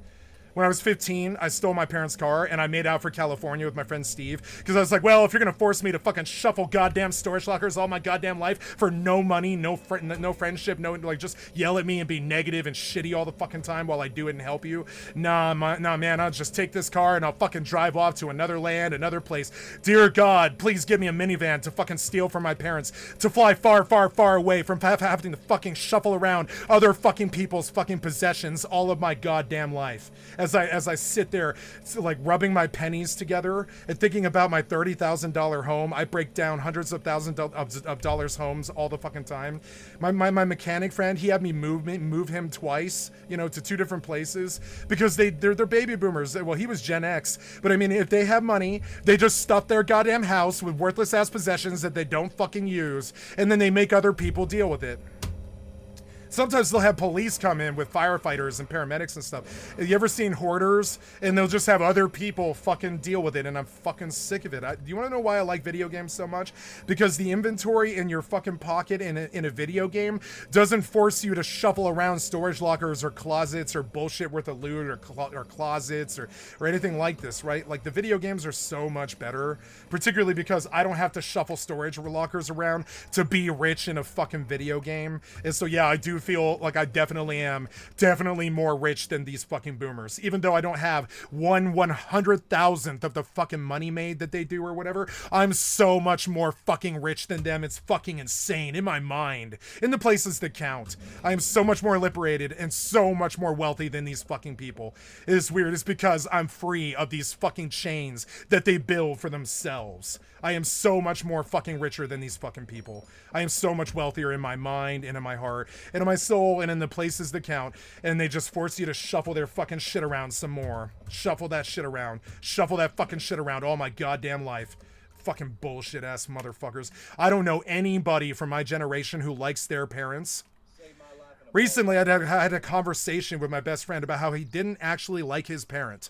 You know, his surviving parent. It's fucking weird, but I mean, he was a hoarder too. He knows all the same problems. It's weird. He has all the same problems.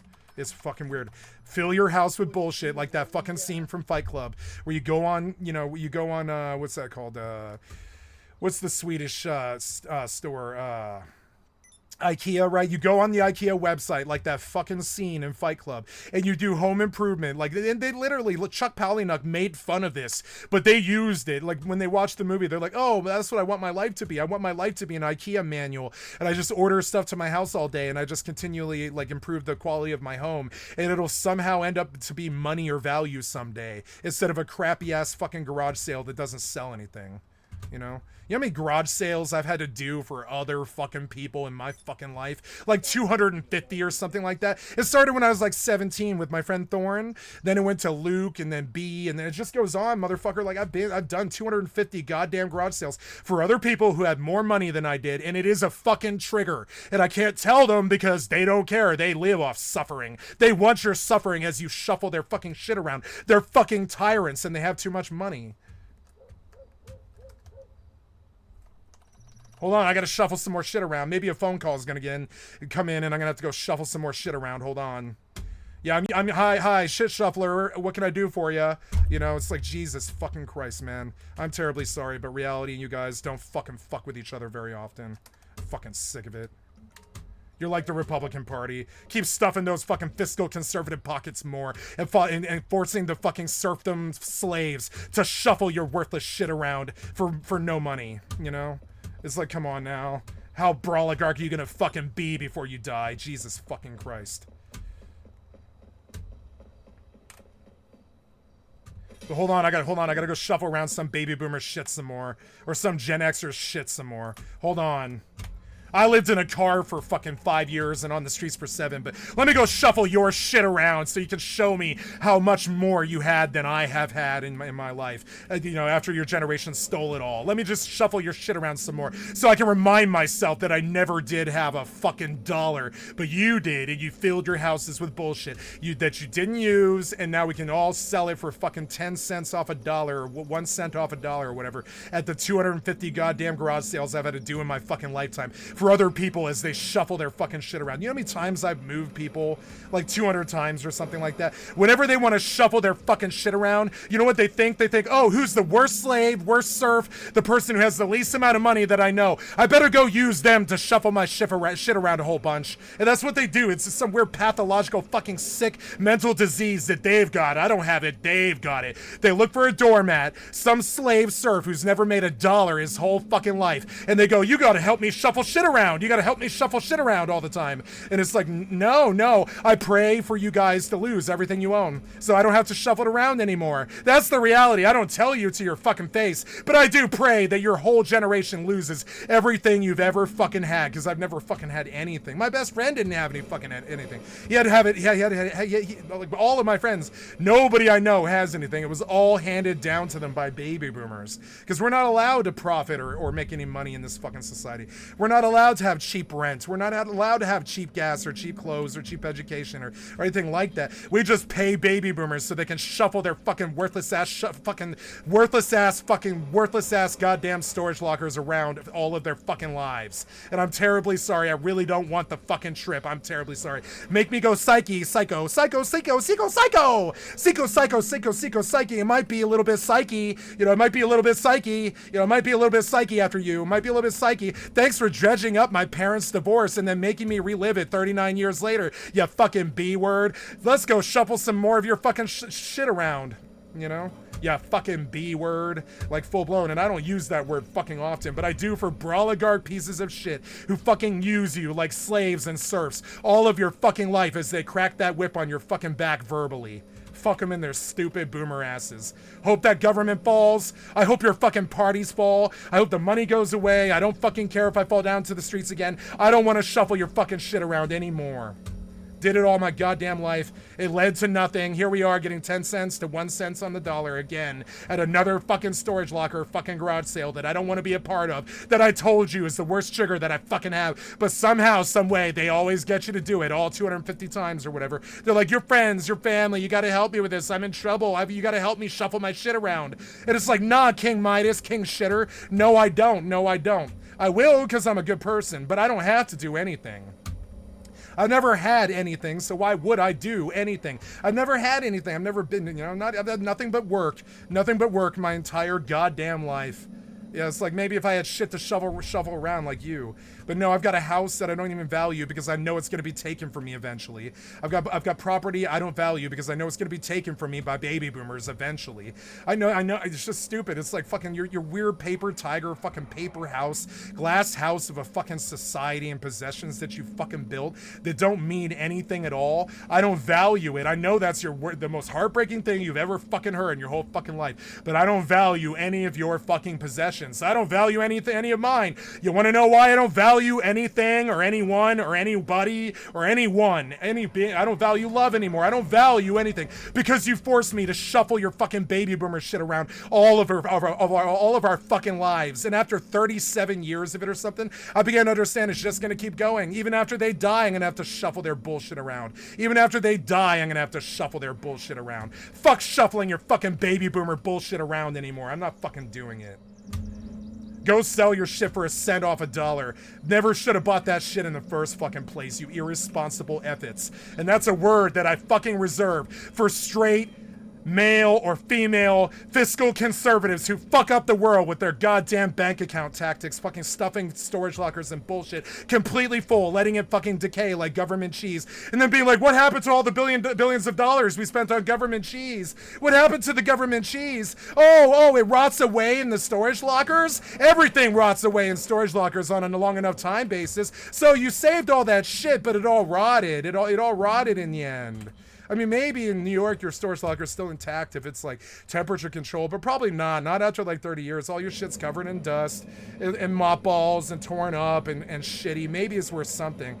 But I mean, I don't know, man. For somebody who really believes the angels and insects theory, which is that there is no money, there is no money, there is no possessions, only obsessions. That's it. So then you bear the brunt, the negative brunt of all your fucking possessions, turning you into a fucking slave. So then you pass the gift, it's like the gift that never ends, never stops giving, right? So you pass on the fucking serfdom slavery to your fucking children, so they can shuffle your shit around. How about maybe actually fixing the world or something? I don't know. But I don't want to shuffle your fucking shit around anymore. I really don't. I didn't want to do it when I was a child. I don't want to do it now. Like, I'm sorry, I don't want to do this shit. I don't. I'd rather leave this earth than shuffle baby boomers' fucking property around anymore. I don't like baby boomers or pieces of shit who stuff storage lockers completely full and then make the people around them suffer the consequences. Hoarders. I don't want, like, my best friend was a hoarder. My family were hoarders.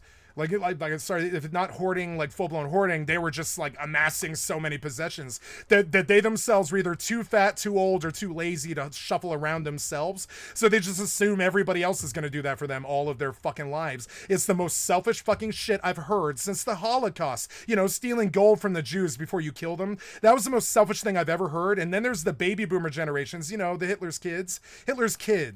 You know, Hitler's kids kept stuffing fucking storage lockers and mansions full of shit while people like my friends die in the fucking street of trank and fucking heroin and meth, because we'd rather be twacked out or fucking spun or fucking, you know, faded or fucking wavy and shit than dealing with these pieces of shit who left a terrible fucking world behind, you know?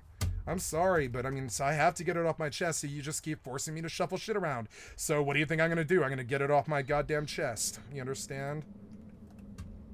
You keep forcing me to shuffle your fucking shit around and sell it for a cent off a dollar when you never should have fucking bought it in the first fucking place. You keep complaining about all the fucking prices and the politicians and stuff, but you guys have too much money and you spend it on stupid ass shit. Stupid ass shit all the time that's not sustainable, not productive, not useful. And then you think that I'm just gonna shuffle it around for you all my goddamn life? Sorry, wake up call. Nope. I'll do it because I'm a family man and I love you and I'm not gonna fucking leave you stranded or high and dry like you did me. But I mean, you know, but do I like it and I'm gonna do it with respect or treat you with respect while I'm doing it? No. You have a terrible hoarder problem. You buy too much shit and then you pass that cost of business onto the fucking family or consumer or whatever it is that's around you, as long as it isn't you. As long as it's not you. And then they put in like 1/4 of the work, and then they're like, you should do the other 3/4 of the fucking work. And I'm like, oh, I don't know, but I've never owned anything, so why should I shuffle your shit around? I'm just a slave serf. Leave me alone. What are you, some kind of demon? You need slave serfs to fucking, what are you like that guy Candy from, like the plantation owner Candy from what's that film? When I think of my parents' generation, you want to know who I think of? I think of Leonardo DiCaprio as the plantation owner Mick Candy or whatever his name was in what's that fucking movie, you know, Django Unchained, right? I think of my parents' generation as that plantation owner from Django Unchained. Now, I wish I didn't really feel this way, and you think I'm reaching for some kind of metaphor, but no. I say this with quite a lot of deep introspection and fear and self-loathing and disrespect and stuff, but I do view my parents' generation as worse, or, well, as bad as plantation owners. I don't really see the fucking difference. We don't have, like, the slavery just isn't apparent now. Now it's like slavery serfdom. It's so, you know, but it is the same old plantation owners trying to get 6 to 10 people to shuffle their fucking bullshit around in their fucking storage lockers on their plantation farm or whatever. That's what their generation's like. I'm sorry. Now, not all of them are like that, but a bunch of them are. Donald Trump's like that. And so, no, I don't want to shuffle your fucking shit around anymore. I'm terribly sorry. I just don't. I just lost 7 hours of goddamn work or whatever it is, just being distracted for you. And it's like, fucking Christ, watch me do the 7 hours of work. You don't do that 7 hours of work. You expect me to do work, not you. So you don't do the 7 hours of fucking pickup I have to do when I get a distraction like this. You don't have to do it. You know, you don't shoulder the cost of your bullshit ever. Almost ever. Like, I see you working hard and it's good, but and it is some offset to the amount of shit you expect other people to deal with. But I mean, it is selfish and fucking shitty, and I don't mean it to sound so negative or whatever, but it's like, your whole generation is like this, though. You really do pass the cost of business onto your fellow public all the goddamn time without assuming without like calculating what the costs are. You don't calculate the cost of a war overseas like Afghanistan. You don't calculate the cost of Vietnam. You don't calculate the cost of the bank crisis or 9/11 or anything like this. You don't calculate the cost of COVIDs or stuffing storage lockers full as the rent gets higher and our generation's fucking flounders. You know, flounders. Just flounders dead in the water. We can't even tread water anymore. And yet I'm shuffling storage lockers worth of shit for a fucking richer all day long. And it's like, nah, I'm not that person, motherfucker. I know it's selfish for me to say it like this, but I'm not that fucking bitch. I'm not that bitch who drinks the milk when it goes sour. I've never been that type of that fucking pussy that drinks the fucking milk when it goes sour. So I'll meet my family obligations, and I'll meet, you know, where a beloved family member deserves my respect and my help, but I will never respect you for what you did, for the way you treated yourself, the way you conducted yourself, the things you bought, the things you guys did to the fucking world. I will never respect you. Never respect you. Nope, nope, nope. You cast your kids out into the fucking streets and threw us into drug prisons. The stone that the builder refused shall be the head cornerstone.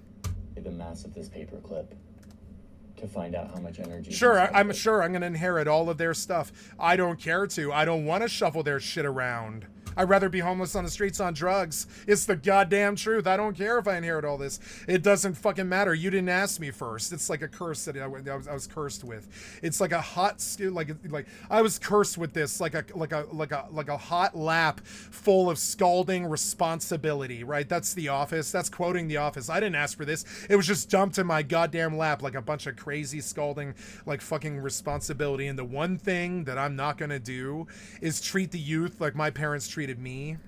That's the one thing I can tell you I'm not going to do. Might be a drug addict, might be a killer, might be anything. Well, I'm definitely not going to ever be a rapist, but like, I don't know what I'm going to be in this lifetime. I really don't know, right? But one thing I'm fucking certain of is I'm not going to be like they were. I can tell you that. Goddamn privileged pieces of shit. Fucking charging $2,000 in rent, living off that fucking like you know, my best friend, he works for a fucking real estate company because he knows rich white people control the world with real estate. We all know. We're not dumb.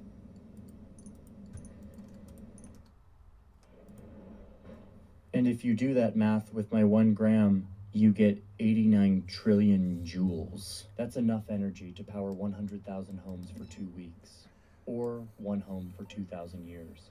Our readings indicate a large Just inside of this, because of that. You'll encounter foreign agents, so you might want to go quietly.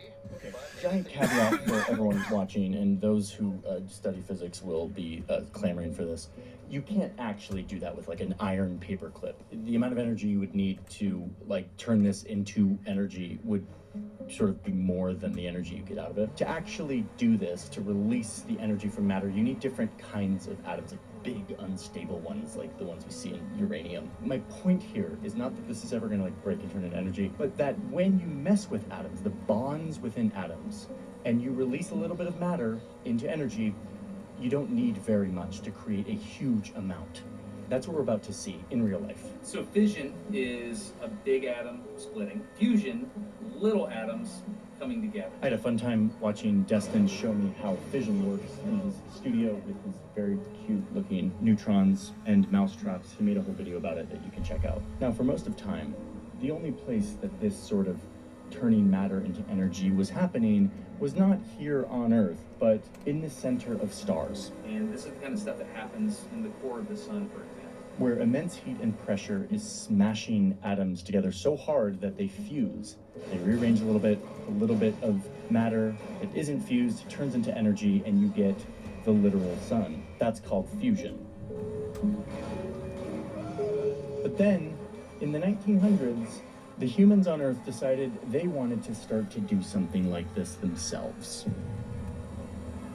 As I talked about, nuclear politics is ramping up in a new way. Iran is the best example of where this is clearly happening, where there's just like a lot of secrecy and vague information as a negotiating tactic. And it's a really normal thing to feel like you're just left with a bunch of headlines and leaks and half answers, but no real clear picture, which is exactly why I am a giant fan and big user of Ground News, who is the sponsor of today's video. Ground News is this amazing tool that allows you to see the coverage of a topic from so many different angles, all in one view. And you're not just seeing a bunch of headlines, you are getting a deep understanding of what bias that headline might have, what agenda they might have, who might be funding them, how credible or factual they are. Ground News is a longtime partner of the channel. I'm a big fan of what they do. We align very much in our mission to make information more transparent, more clear for people. It's an app and a website that helps me go beyond the echo chamber of social media and see a story from a much deeper perspective. I mean, let's just go back to the Iran example. You can see here on Ground News, in one view, a bunch of different headlines. Like, pull these two out. You can immediately see that this is funded by the government of Qatar. It's high factuality, but it leans left. And their headline emphasizes a framing of Iran rejecting this IAEA report and downplaying the threat and casting doubt on the international narrative. Whereas this Israeli outlet has a more mixed record. It leans right, and it cuts right to the chase and says clearly and slightly misleadingly that Iran has enriched uranium for 10 nuclear bombs and is continuing production. Same story, two totally different angles. Ground News is the only platform I know of where you can see all of these headlines side by side with all of this information and quickly get a grasp of what is going on. It also helps you be less echo chamberish with its blind spot feature, showing you stories that you may not be likely to click on or that you are either avoiding consciously or unconsciously. Ground News helps me feel informed in a very short time and sort of ahead of the narrative. And it's not just me. Ground News was recently recognized by the literal Nobel Peace Center for its impact on media literacy. It's completely subscriber funded, and for those who are interested, they are giving a big discount to anyone who goes to ground.news/Johnny Harris. You can scan this QR code as well, and you will get 40% off the Vantage plan, which is all of these features I talked about today. I think it ends up being like $5 a month all in, so small price to pay for being informed. Thank you, Ground News, for sponsoring today's video, for being a longtime partner, for doing what you do, and with that, let's keep talking about nukes.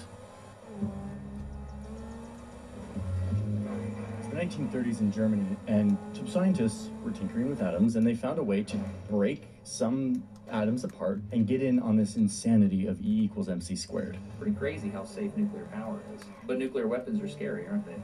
Yeah. When uranium-235 exists in nature, it's not real happy. It's kind of unstable. If a U-235 atom ever gets hit by a neutron, which I happen to have a neutron here. If U-235 ever gets hit by a neutron, then it gets really unstable. And then it breaks apart. That right there breaks into two other atoms. I threw my neutron across the room. That's dangerous when you've got U-235 around. I think of U-235 like a mousetrap. So if you think about it, you've got this atom chilling out, and it's got all these neutrons right there, ready to go. If it ever gets triggered, then it will fire, and it will throw off these other neutrons, and they go off. And so if you have a clever arrangement of more U-235 atoms around that, then you can start what's called a chain reaction. Those neutrons bombard other uranium atoms, causing them to split and split still others. The result? A chain reaction. They were doing fission, the breaking of big unstable atoms apart. And this wasn't as powerful as the fusion, the combining of atoms that's happening in the center of the sun, but it was still unlike anything the world had ever seen. Under Hitler, the country was becoming the dominant power in Central Europe. Germany was kind of getting ready to take over the entire world, and so they thought, what if we weaponize this new nuclear breaking thing we invented? And Einstein, the E equals MC squared guy, was alive at this time and watching his equations be turned into weapons. And Einstein writes this letter to the American president urging the US to make the bomb before Germany does. And this is where we get into Oppenheimer, the Manhattan Project, brilliant physicists building atomic bombs in the desert, racing against time during World War II. The US, of course, wins this race for the nuclear weapon. They drop 2 of these fission bombs on Japan in 1945. The war is over, and the world has changed forever. Nothing would ever be the same. It was the beginning of a new way of global conflict. A few years later, the Soviets made one of their own, and thus begins a new race. Who can make the bigger bomb? And this is where the US is like, let's not just do the thing where we break atoms apart, let's do what the sun is doing. Fuse the atoms together. That's way more powerful. And they figure it out just a few years later, and the results are insane. Those are capable of megatons of power. Got an achievement. 1,000 times more powerful. Because apparently, leveling a city was not powerful enough. Hell of a price, huh? Won't be here forever.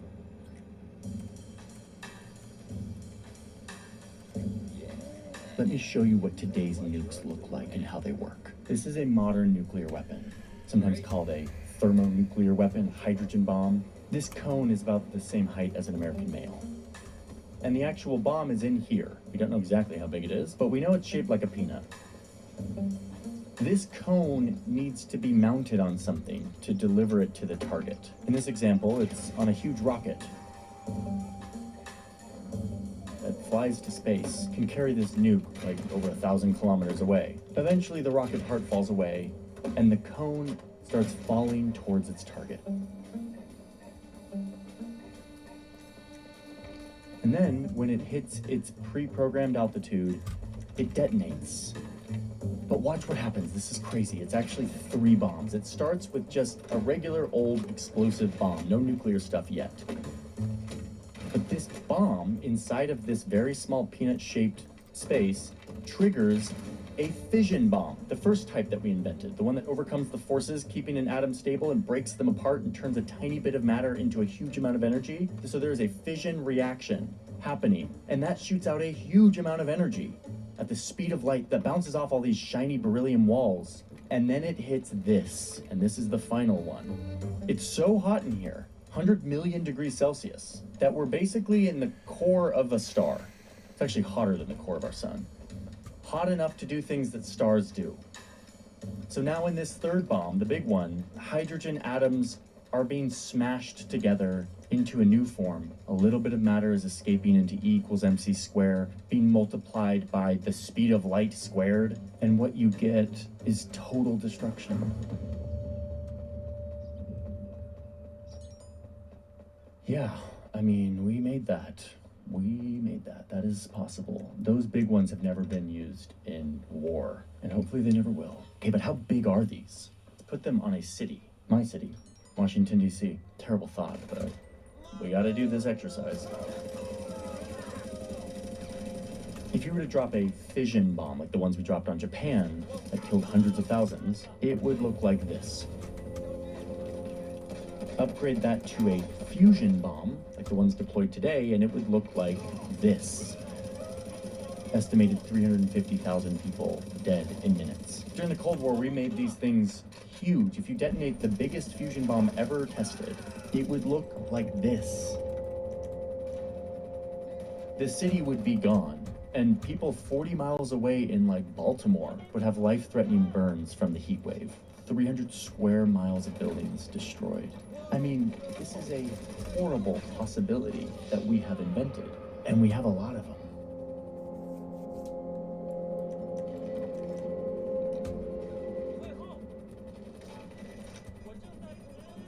Let's look at a map. I like looking at maps. We can't go too long without looking at a map. Today, there are around 12,000 nuclear warheads somewhere on Earth. That's 12,000. 12,000. That's enough firepower to level every sizable city on the planet several times over. The world used to have way more, like more than triple that during the Cold War. Almost every one of these nuclear warheads today is in the hands of two countries, the US and Russia. But in total, there are 9 countries that possess these destructive bombs. And one of these countries doesn't admit that they have nuclear weapons. I hate the weapon switch. And America's nukes aren't just in America. They're scattered all over the world. In ally countries, on land, in air, deep in the ocean, lurking in submarines, in a configuration that the US calls its nuclear posture. It's one of the most important parts of America's military strategy today. And we're about to see how it actually works in real life. Because these 12,000 nukes shape our entire world. Their threat is ever present. And so it turns the chessboard of geopolitics into a different thing than it was before. Fuck. Get up, motherfucker, get up. Oh, your ladders are so goddamn bad. Piece of shit developer. Absolute weapon. He says that basically before the bomb was invented, the fundamental purpose of military establishments was to plan for, fight, and win wars, and now it would be to prevent them altogether. So, what stops countries from nuking each other? Well, uh-oh, my camera's shaking again. See you in the comments, folks. I don't have a way to stabilize this in a way that, like, really keeps it from, like, bouncing around. If you have suggestions on a better camera arm, I'll take it. Yep. So the central idea of all of this is pretty simple, pretty intuitive, kind of, but then it kind of messes with your brain in weird ways, and we'll see how that works. You've got these two big empires. They're rivals. They're competing with each other, as big countries do and have always done, and maybe someday they won't, but they do for now. If there's no nukes in this equation, history has taught us that these two big empires will fight each other. Over land, over influence, over resources, over honor, over who knows. They will fight each other. That always has happened. Like, that is the central thread of humanity, is big, powerful entities will fight each other. And in recent centuries, it's gotten really destructive. Like, think of Europe and Asia in the 1940s. Countries are fighting because there's a chance that one of them can win. Okay, now, after 1945, put nukes on the board and watch what happens. This new weapon that could inflict damage of the kind that we just never before imagined in human history. Now, if these two empires get into a war with each other, they both know that it will escalate. They will keep using more and more extreme force until eventually one side will use nukes, to which the other will respond with their own nukes. And then it's game over for everyone. Nobody wins, everybody loses, the world is on fire. The concept of victory becomes irrelevant because everyone's dead. This creates a calculus of fear, an understanding that you will inflict way more consequences on yourself if you go to war with your geopolitical rival. And this threat of total destruction is stronger than the urge to fight and dominate. After World War II, after we witnessed this destructive bomb in Hiroshima and Nagasaki, something changed. We crossed a line of understanding that there really was something that could really sort of end it all. It's about convincing the other side that attacking is just not worth it. Convincing both sides that the price is just too high. And unfortunately, that means deterrence. Deterrence, that is the word. That is the key concept. Comes from this root of, like, avoidance of something because of terror. Fear. Terror prevents you from acting. And it weirdly, strangely, paradoxically kind of works. Though this is debated by scholars, and when I was in grad school for peace and conflict resolution, there was a lot of compelling evidence that deterrence doesn't work, but I'm not getting into the literature right now. It is widely accepted that one of the major reasons great powers have not gone to war with each other directly in the last 70, 80 years is because of nuclear weapons. For those who want to dispute that claim, I am so stoked for your good faith argument and dissent in the comments. I will read it and respond because I love this stuff. Anyway, global politics today leans heavily on nuclear proliferation. Can be boiled down to one sentence.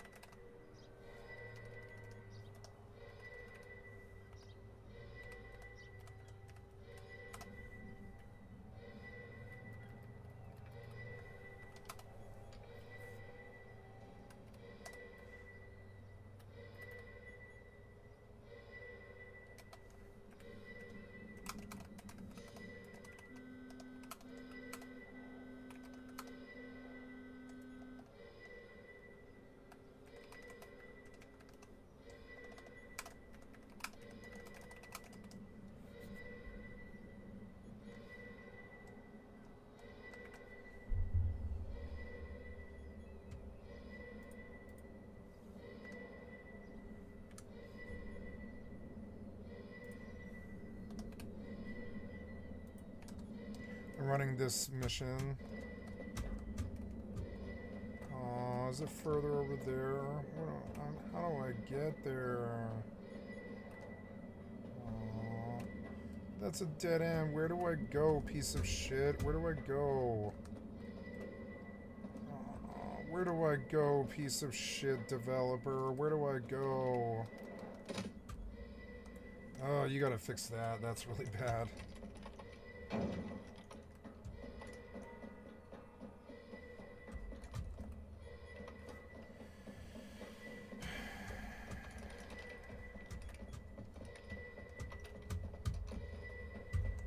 Please, please let me up. This is such terrible design. It's designed to waste your fucking time.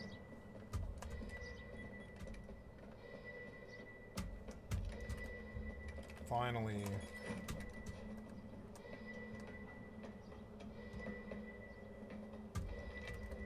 No. Oh, oh, deliver the supplies to the bunker, okay. So...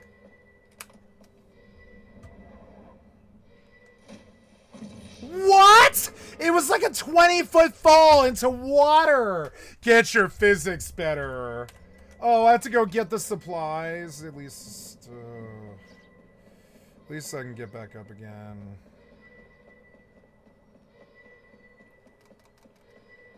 Fucking dumb.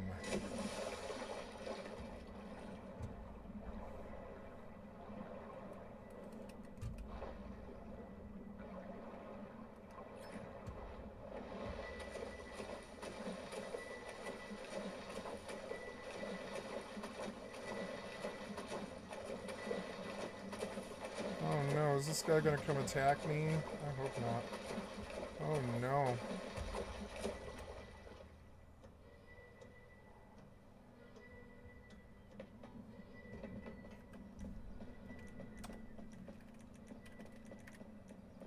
I'm not using my personal vehicle, am I? Okay.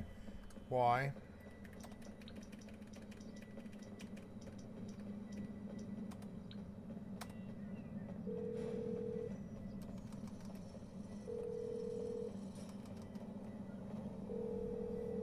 All Morse Mutual operators. Oh, request personal vehicle. Oh, I didn't see it. I thought it was grayed out. There we go. Hurry up, I'm out of time. Let's go.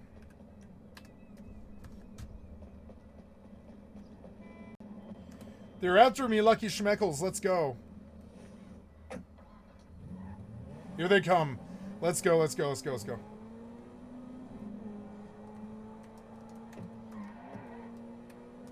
Please do not hit me right now. Why are you here right now as this guy pushes me? You're so fucking annoying. Whoa. Whoa. Whoa. Whoa, whoa, whoa.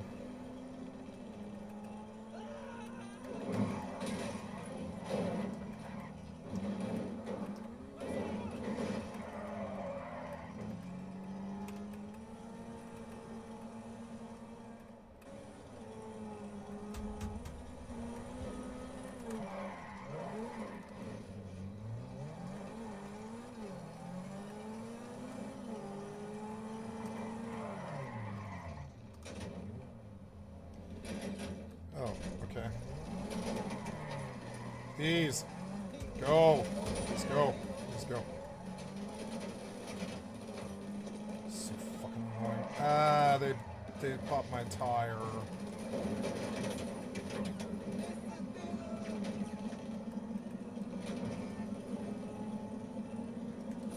Fuck.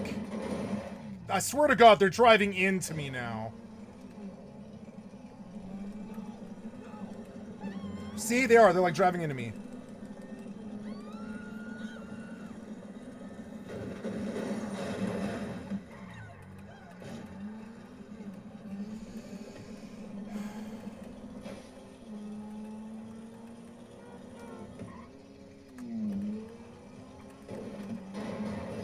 Fuck.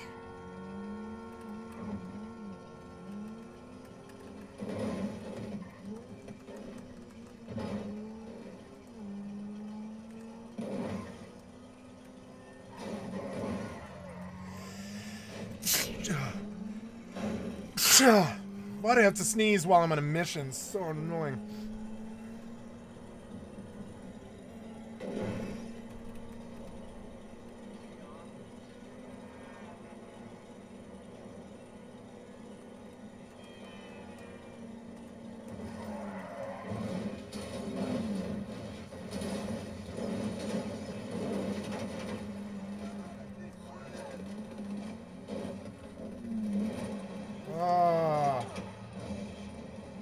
Hurry up, you.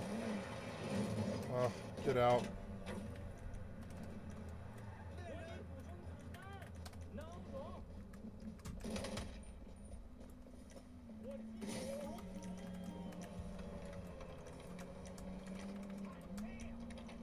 Go.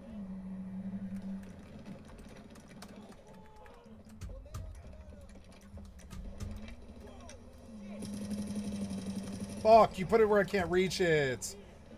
Oh, you're so annoying. Why did you put it where I can't reach it? Way far behind me, you're dumb. Just put it on the street, on the highway. God damn, developer, I feel like you're actively working against me. Can you make this better? Make this better. Come on, man, I feel like you're actively working against me. Come on now. Please, please, please, please, please, please, please. Please, please, please move. Please move. Please move. This needs to be redone. Don't ever do walls like this next to fucking slopes. It just locks up your controls and your engine can't do it. Go, go, go. Go, go, go. Come on, man. I got 7 minutes. Let's go. Get in the car. Let's go. Let's go. Fuck that guy. I hit him too. I hit him. They shot my tire immediately.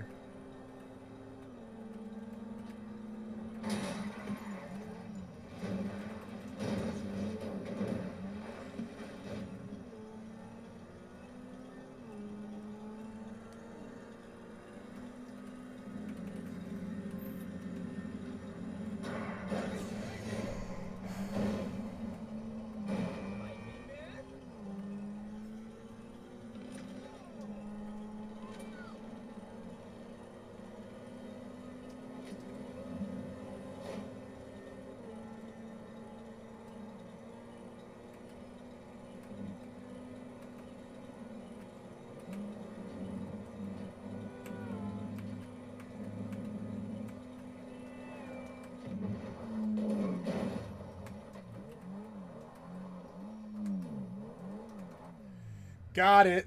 Oh, yeah. Man, I don't want to get a new kit. I don't want to get a new kit. It took so long to get the last kit together, and then I just lost it because I got distracted. I gotta stop doing non-consensual. It's so dumb and bad. It's so bad.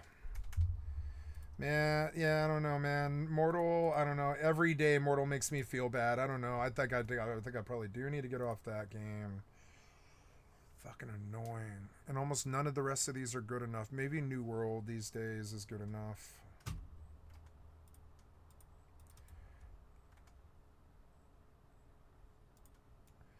I am in Jita, and I am doing a hyper nut. Wish my LSI sold.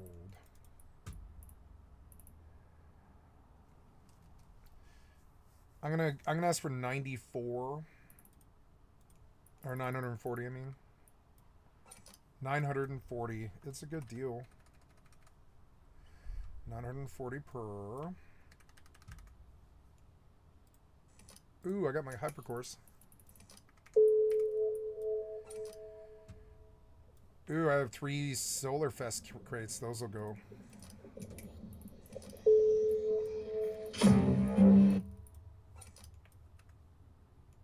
Wait.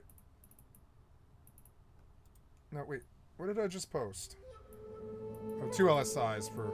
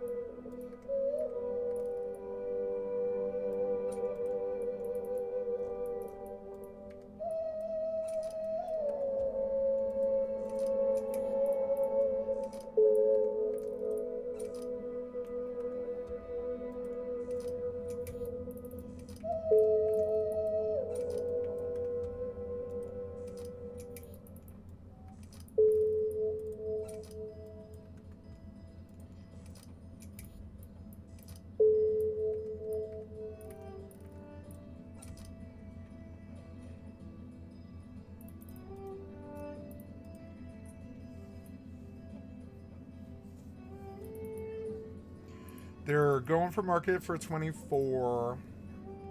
Well done. Now the real work can get started in the lab.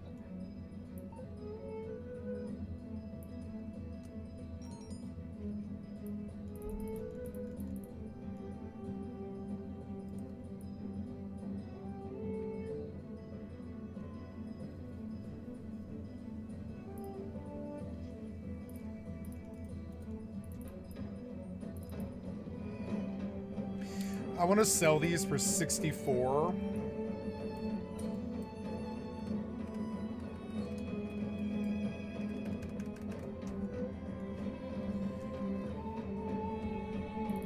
I will place some buy orders.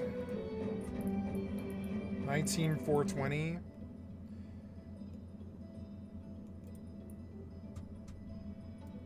$19,420. I will buy 10 of them. No, make it 20.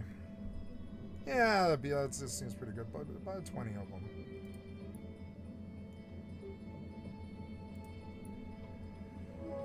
Okay, let's see if we can't make some money off those.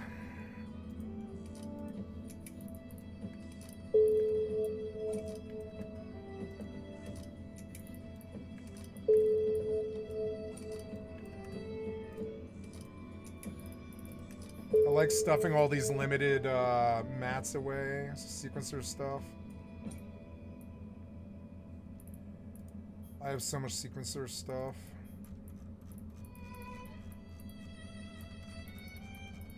This whole thing is worth maybe, yeah, I don't know, like 200 mil. But I want to ask like for $2 bill for this whole thing. Sequence binders at 365 a pop. Wow. I have 2,400 of them.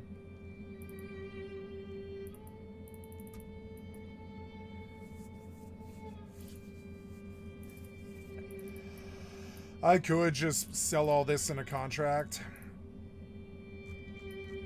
for like $2 bill, but I would like to let them just sit there. I want to let them just sit there.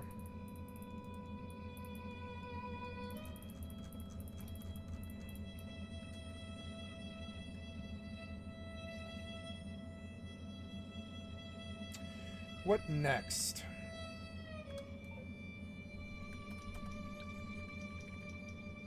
I guess I should go do DAX.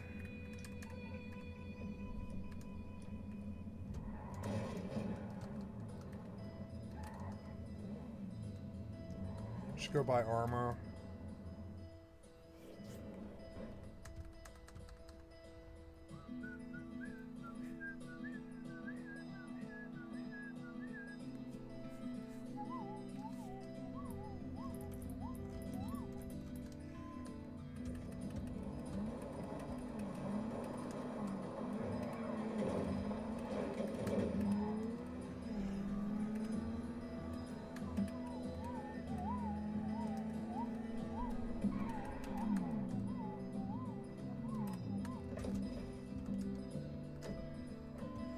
Ooh, low FOV New World is awesome.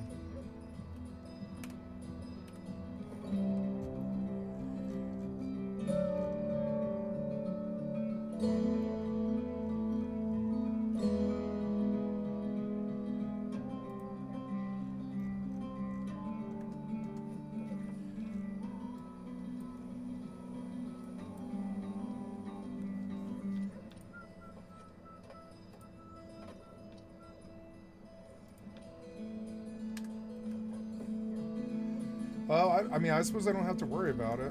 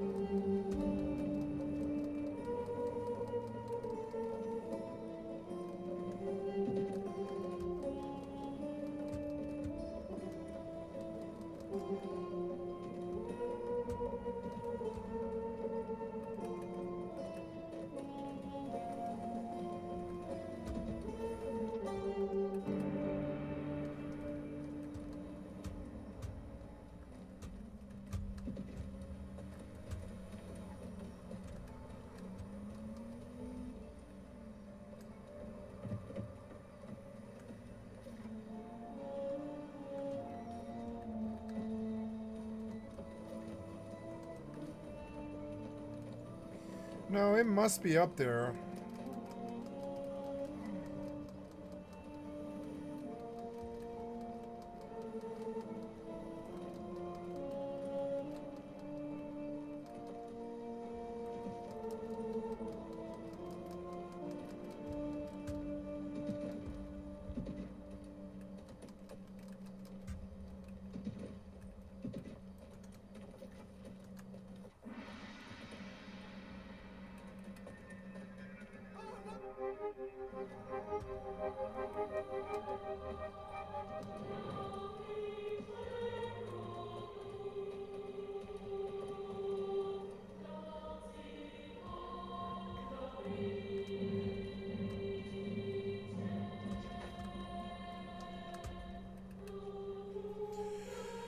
Okay, I'm going to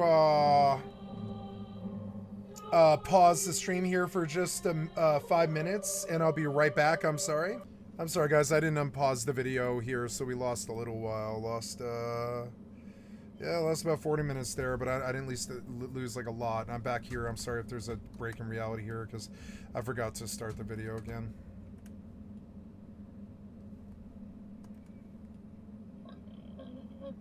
Just gonna sit and bandage this pig for a while. Everything takes way too much time. I would not mind my veterinarian going higher. Yeah, I want to build it like bandage these pigs pretty well. Taming, creature control stuff. The pets are better. He's acting better. Like he can tank better. Like he can keep their interest long enough for me to shoot them. Like that's awesome.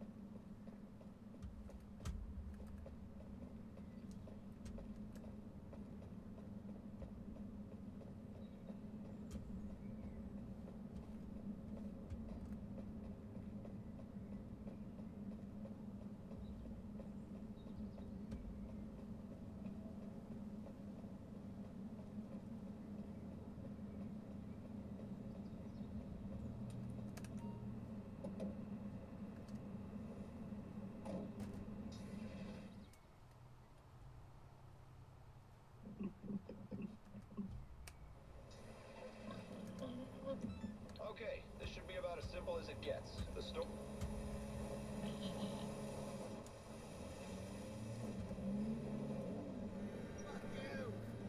Fuck you!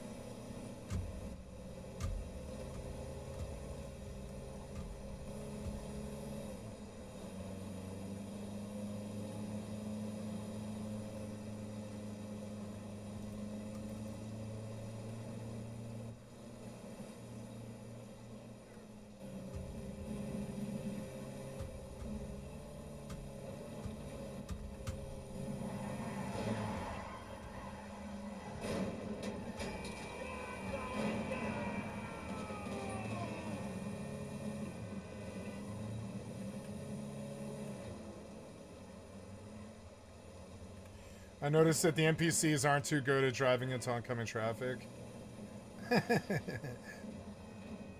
See? Yeah, like, they're not too good at driving into oncoming traffic, and I can freak out the muggles and get them to like, block them all the time. Like this, I can, like, dodge and weave in the traffic and get those guys to get blocked. Oh, like that. Like, that should block them, kind of. Oh, God, run. Nope. Oh, I died on a bridge, which is always death. I'm gonna have to walk a whole bunch. Damn it. It's just so annoying. Really?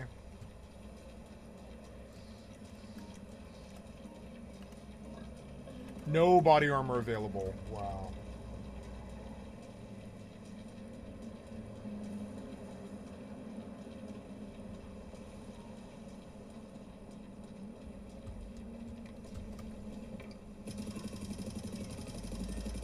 I'm not seeing the RP pop like I was.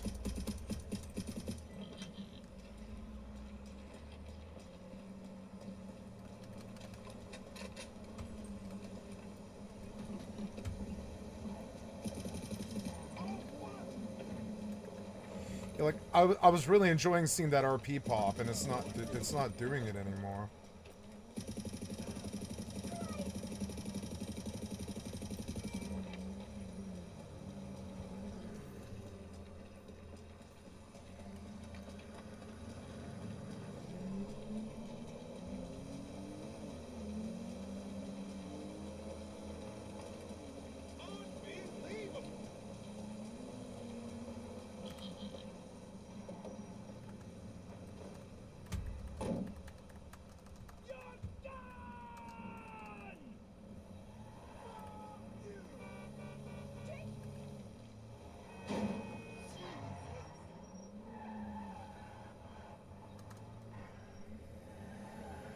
I have a truck like this. I hate it. I hate that crappy truck. Ooh, I have a new butt pad that I inherited, and it's so good. It, like, sitting on this pad is the best it's been. Like, I don't feel like I'm sinking down at all.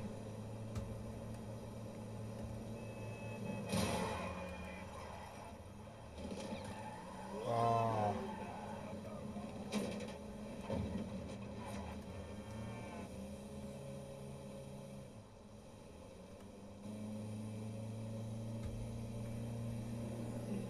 I really like that view, and I wish I could just lock it to that.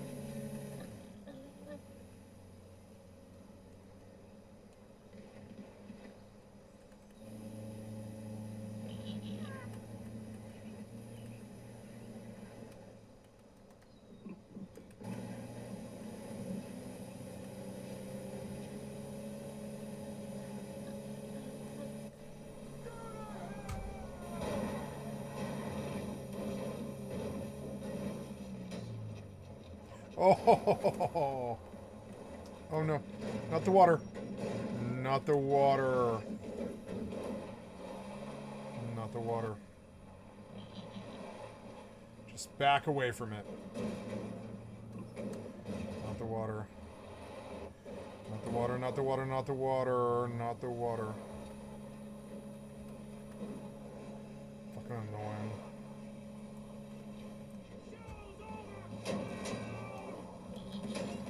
Oh, there's a thing. Can you get up and over it? No, you can't, can you? Aw. Don't kill me. No, you're gonna kill me, aren't you? Yep. God damn it. I constantly get stuck on corners. It's so fucking annoying. It's like the game's camera sucks you into them.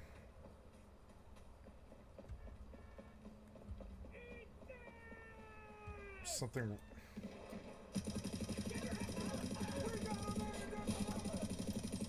We got a man down there.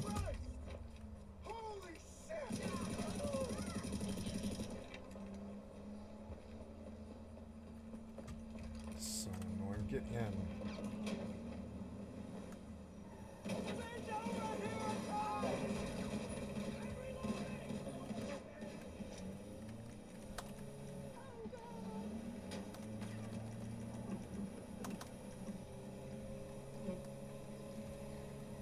I like their health system. It's better than most games like where you just like press a button, it gives you health. You don't have to fucking do some animation or wait for HOTS or something.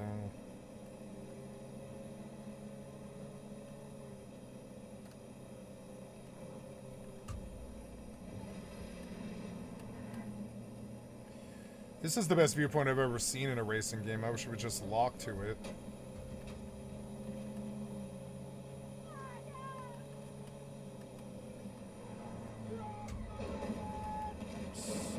Caught on a corner. Camera sucks you into it. You can see his bloody fucking tire tread.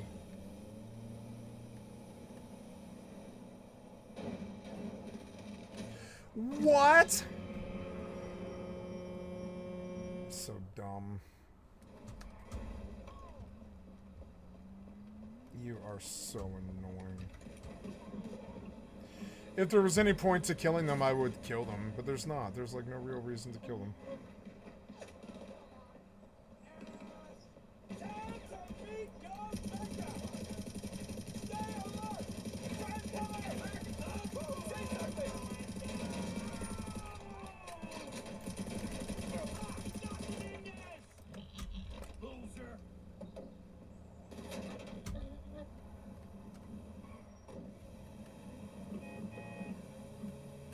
He like ran for the car.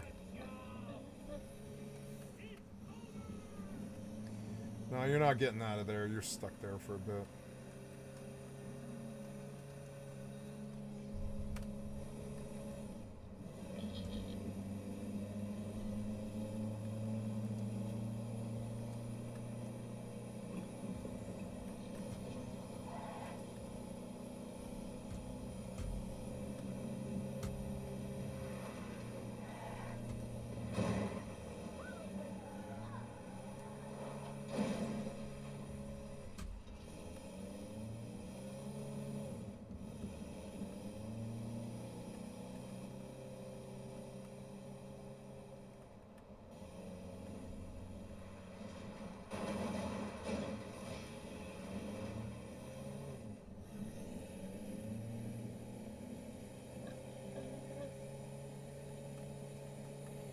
My god, this was a long one. At least the harassment's over. I guess if you, like, kill enough of them, they stop harassing you for the rest of the ride. I don't know what the fucking deal is. Almost there, finally.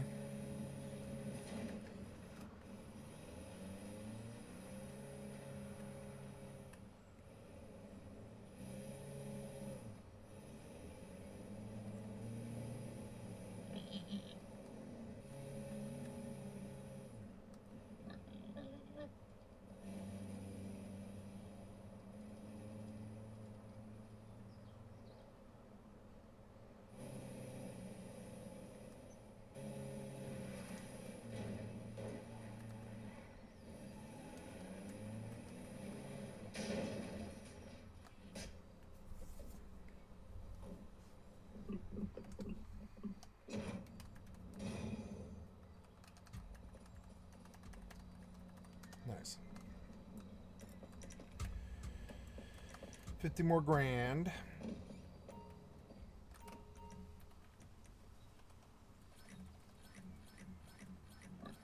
It's the closest that you can get to invincibility. Mm-hmm.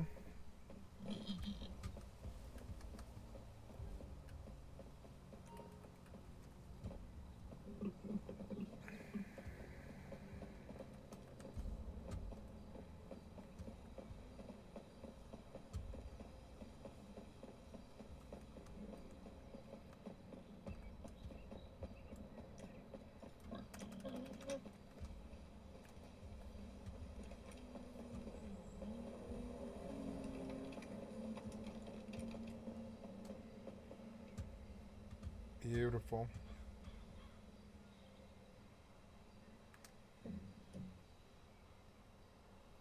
Oh, deposit.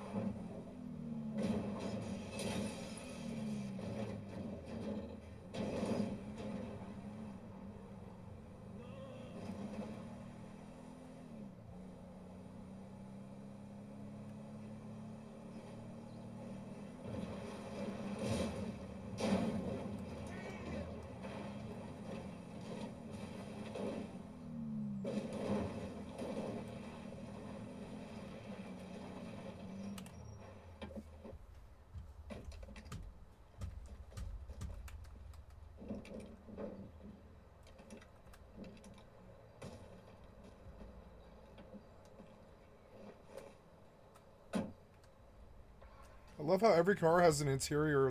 They feel like spaceships. Wonder what that is over there. Oh, it's a trailer park. Oh, it's like that lost trailer park.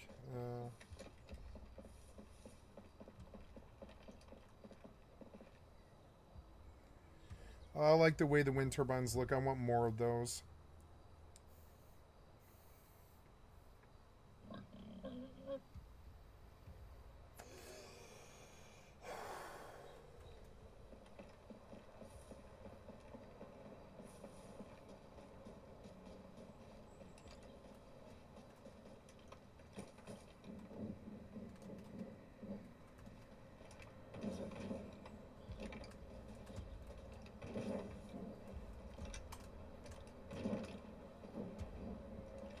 There's the train.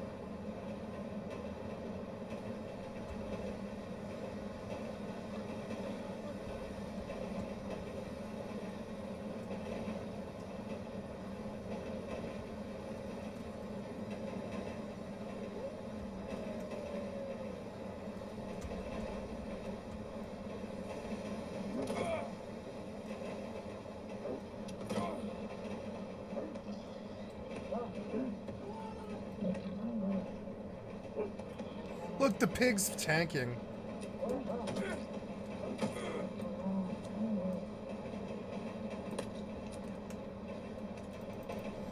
Look, I do a lot more damage.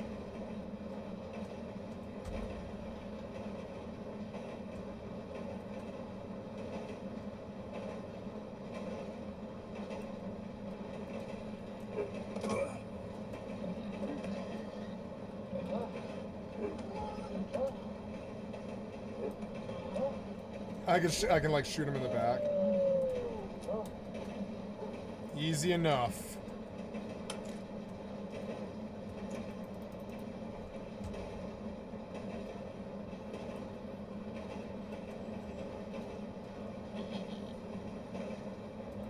Beautiful.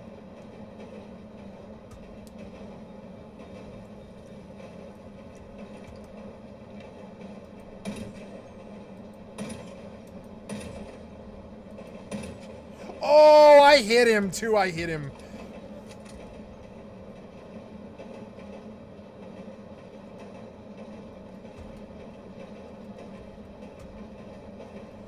So where were the bandits? They were like over that direction, but I think they're gone now. Over encumbered by weight.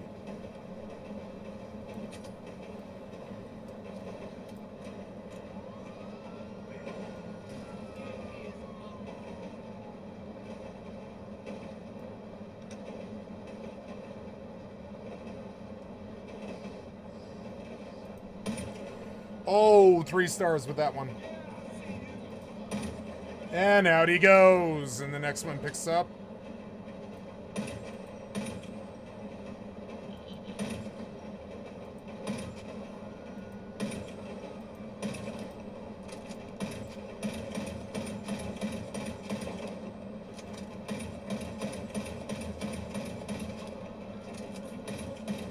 There it is, I got him.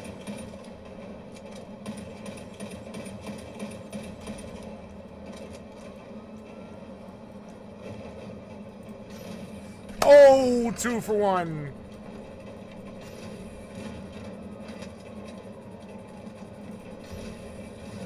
Got him.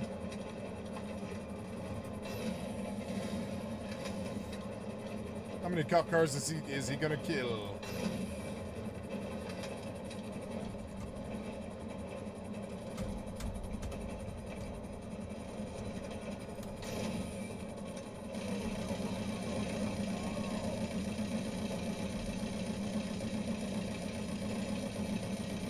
Fuck out of here.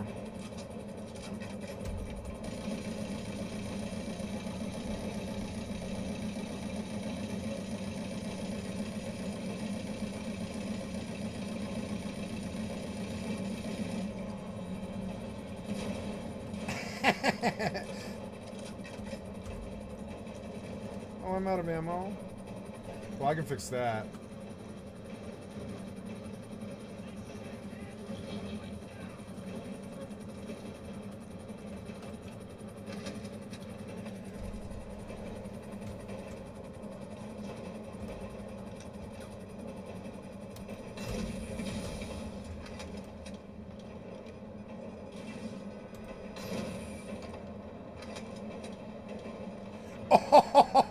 Oh, and now they can't follow me. Have fun.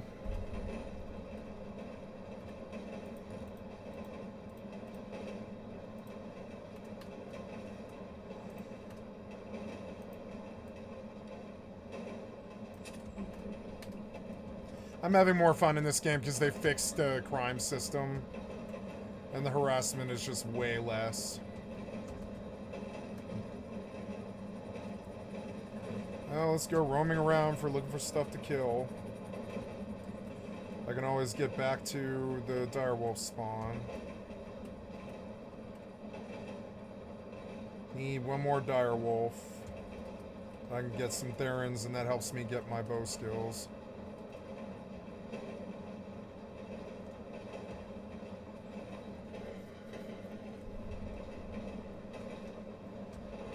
I'm about to lose the 4 stars, I think, because they can't get in this tunnel. Hells yeah, butterman. Drop the stars, drop the stars. You know, it's been a long time since I've seen a cop. They got helicopters and tanks and shit. It doesn't matter. They're gonna drop right here because it's been so long. Yep. Let them chase me. They bumped into each other.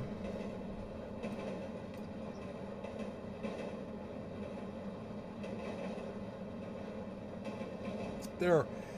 When there, I dropped him. I dropped him. 4 stars. It's fun to fuck with the cops and train surf. I wish I'd just come to this game instead of Rust. I should have just played Grand Theft Auto 5. It was more up my alley than Rust was. What is that? Oh, it's a bush pig.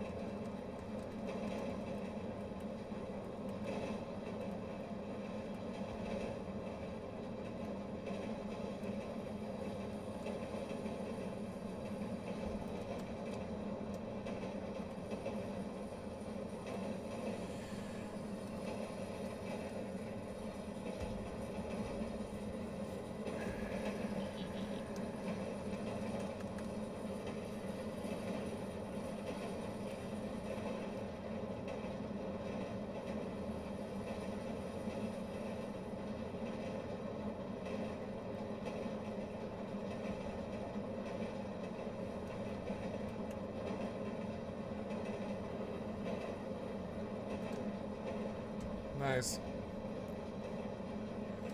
Okay, I'm gonna teleport back to the bunker now, I think. It was fun to train surf for a bit.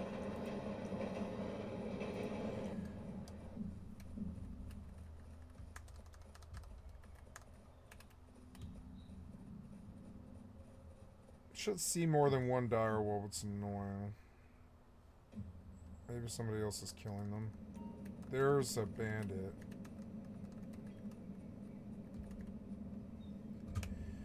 So I want to go send the pig to aggro the bandit and then bring him back.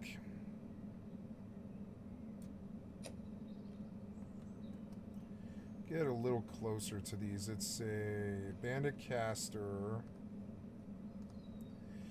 I want to shoot him and aggro him.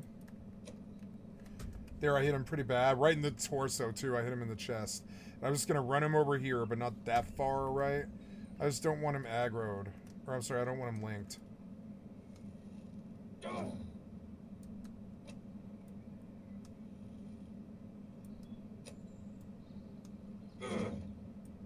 This is fun. Like BM Hunter. And as I get more bow skills, it'll be easier.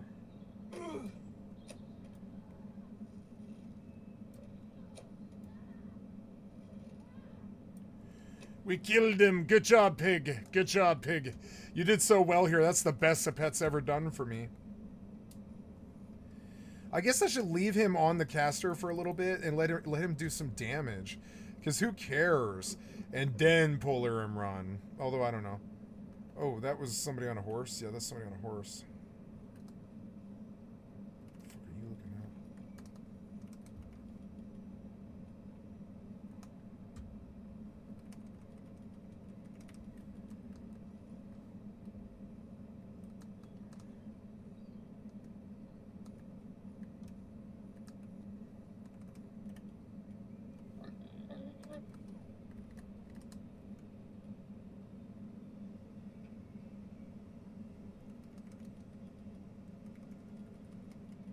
What is this guy doing?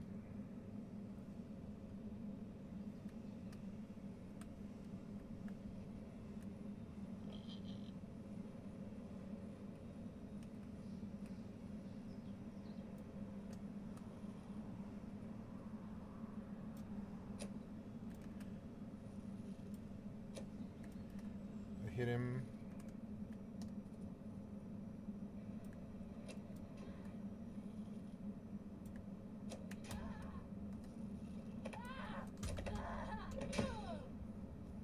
Now I can just kite the bandit around for a while.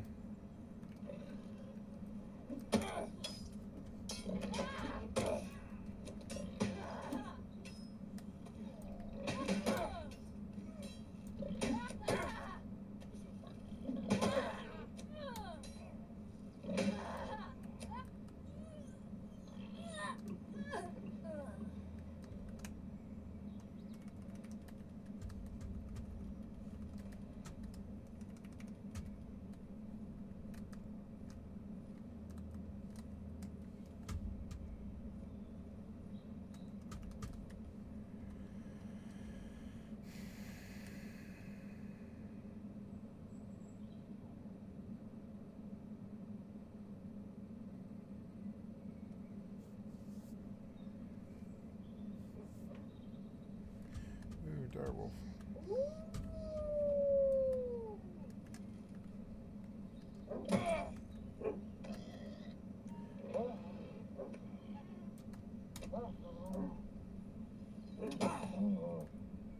Fuck, I shot him. Come on. He's out. There, I got the test done. Nice.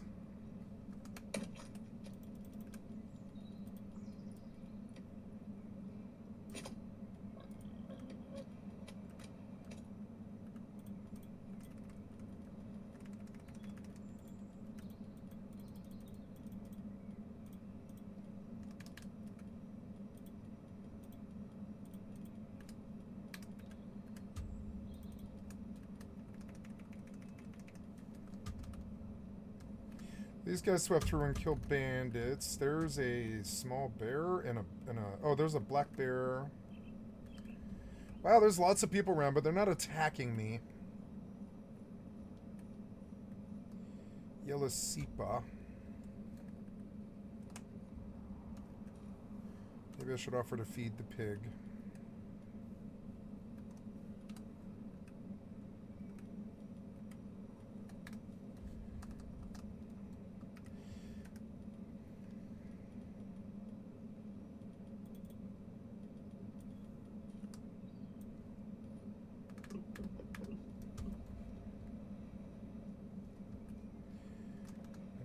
Grand Theft Auto around.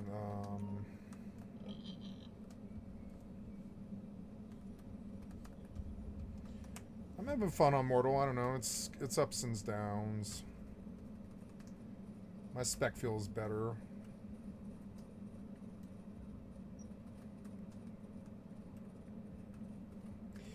Let's go turn in and get more direwolf, I guess. We see that there's a direwolf and bandit spawn nearby. 4 people ran past me and they didn't attack me, and that's like the first time. This is the first time I've ever seen people be civil in Mortal. And it's fucking amazing.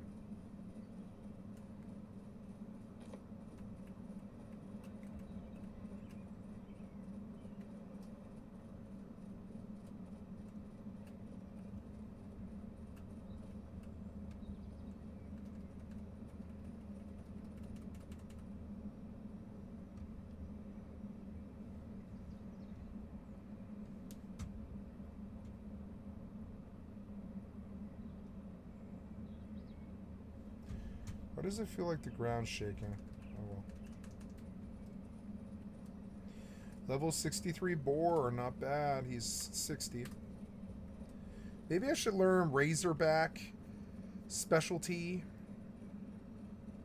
and go BM Hunter for a long time.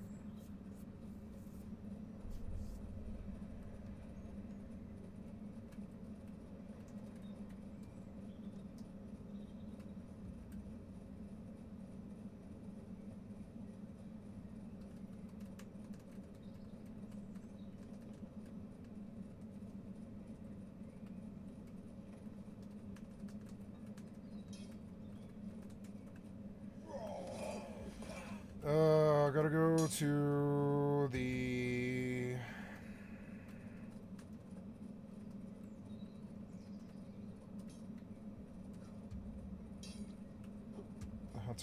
hunting taskmaster. We're trying to get Therans together for these abilities.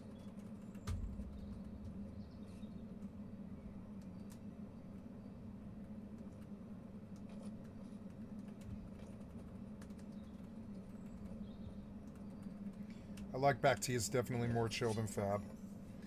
Good. 2 wooden Therans. That's real good. Oh, I got an achievement. Earn 50 wooden Therans. Nice.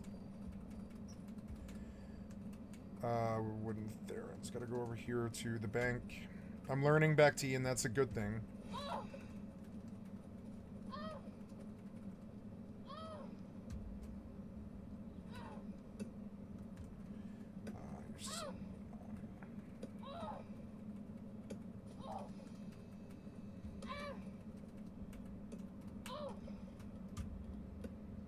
Theron, silver. When I reach 10 Theron, I can buy the first bow ability. And I don't know why I had to do this in Back-T, but I don't mind it. At least I'll learn Back-T. It's good.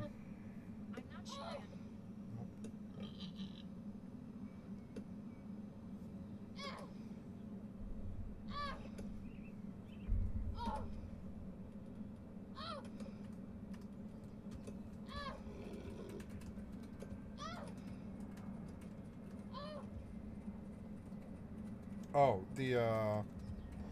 I need to take a new task.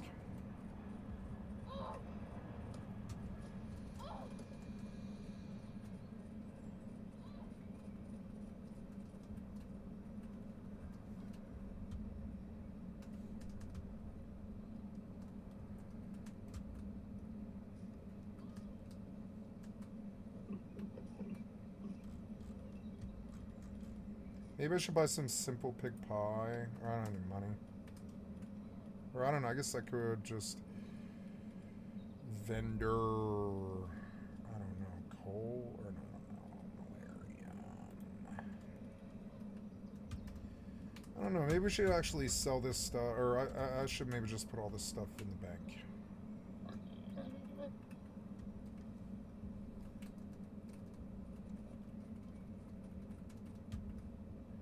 This bow was 81 strength requirement. I have 117.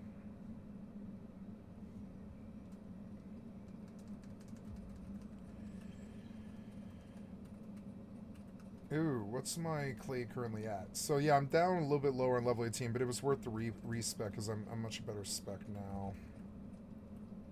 Back T banker. Yeah, I'll go bank what I have.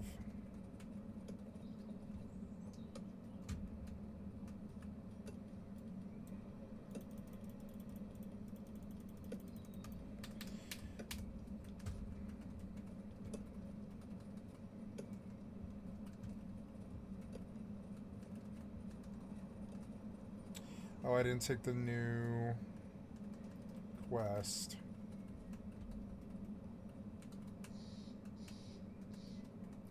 At least the direwolves are really fuck close, you know, they're like fucking close.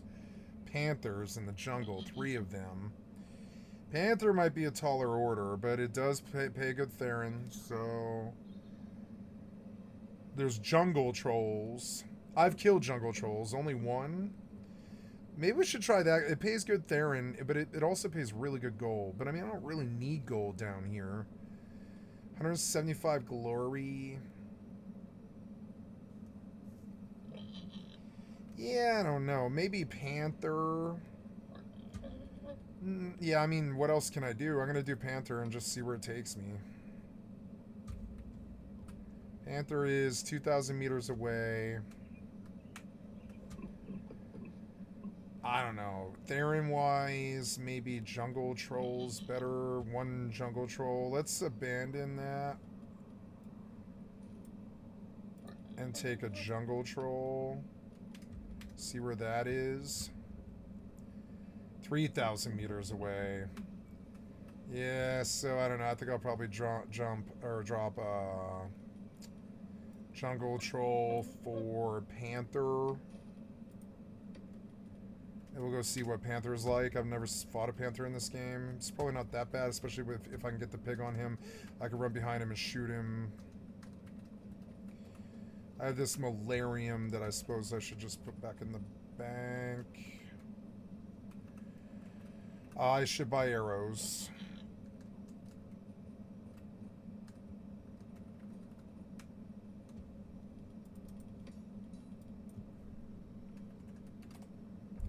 No Malarium. Okay, well, so let's go to the equipment vendor.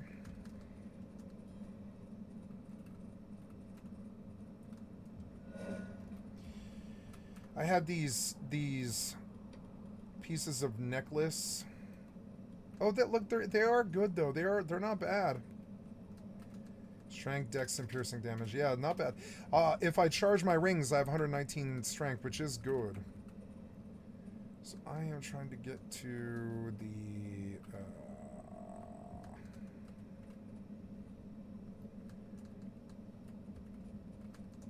maybe potions would be good. Learn how to do potions in this game.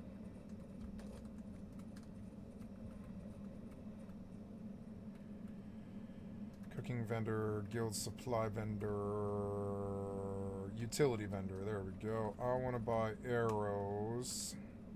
And I will trade you Malarium. Arrows. Broadhead arrows. As much as 22 silver will get me. 41. Yep, 41 more arrows. That's fine. That's better than nothing.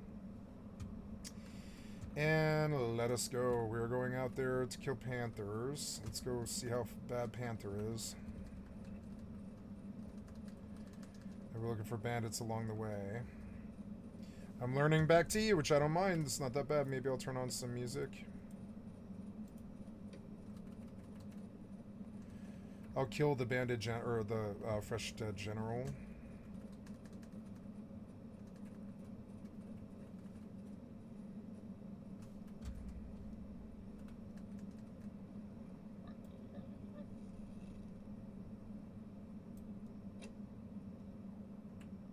I got him. No link.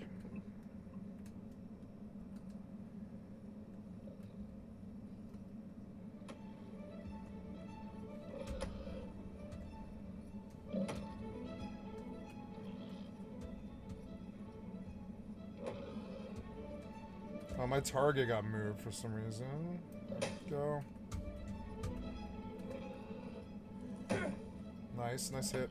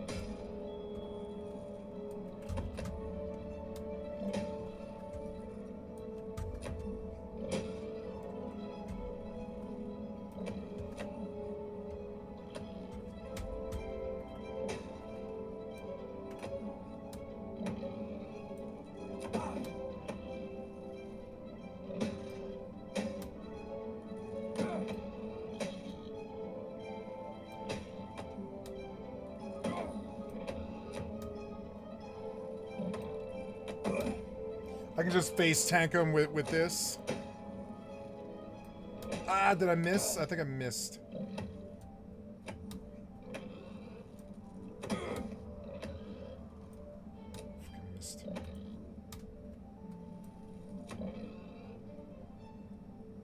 Go B. He took no damage because I face tanked.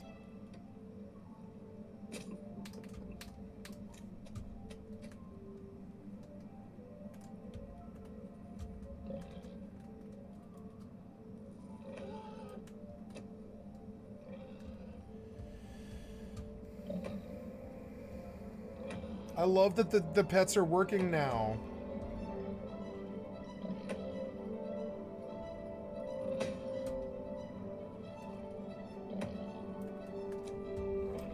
I could just headshot him.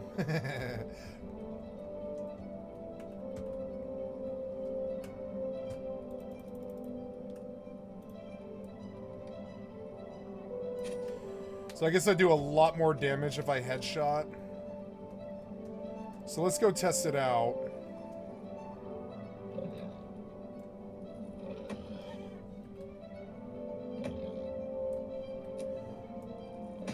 Shoot like a full damage into the back of his fuck. Fuck, they lurch so much.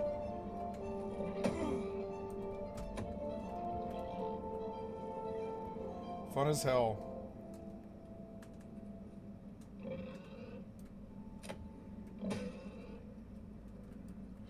I think I do want the pets, all pet stay and all pet, or all pets, right? I want all pets attack to be on thumb, mouse, and button, yeah.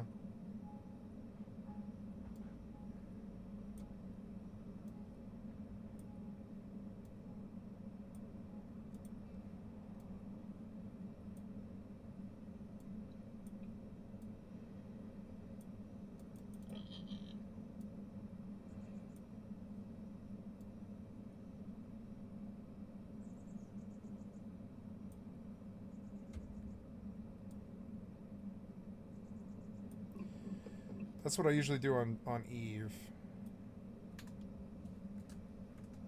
Oh, speaking of Eve. Oh, I'm off camera a little bit. Fix the camera. There we go. Yeah, we're selling boosters, are we? Yeah, so sell for 100.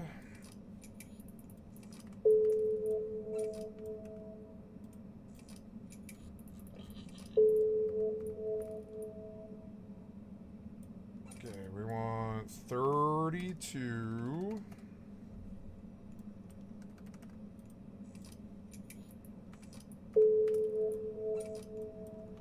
34.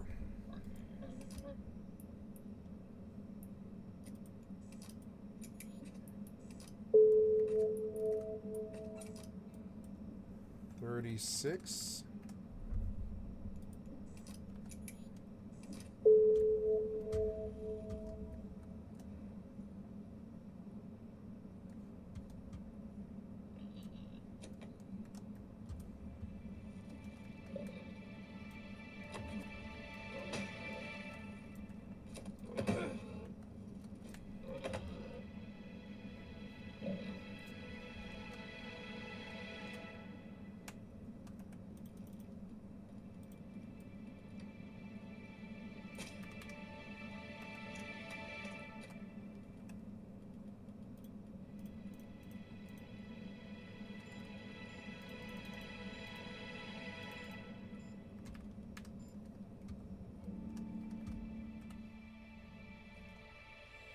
Oh, no. Kick from the session. Go back in, damn it.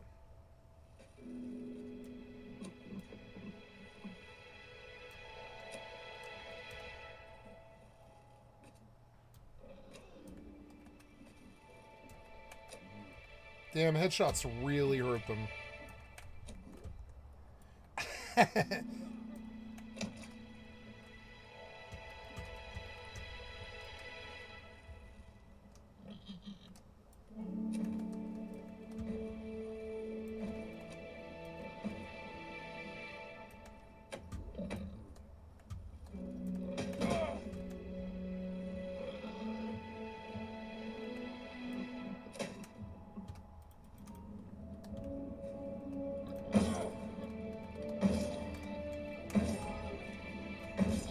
Please, please, please. What the fuck, assholes?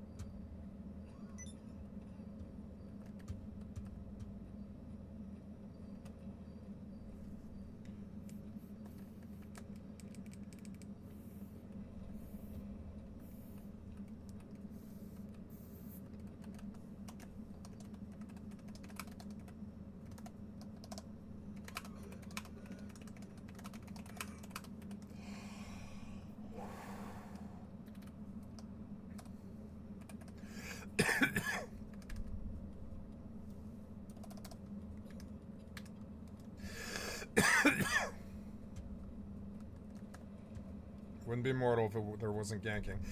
I'm annoyed that I lost the pig, though.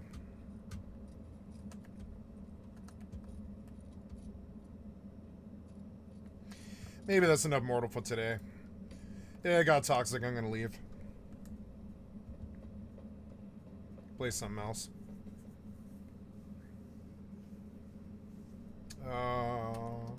Okay, good. I think I...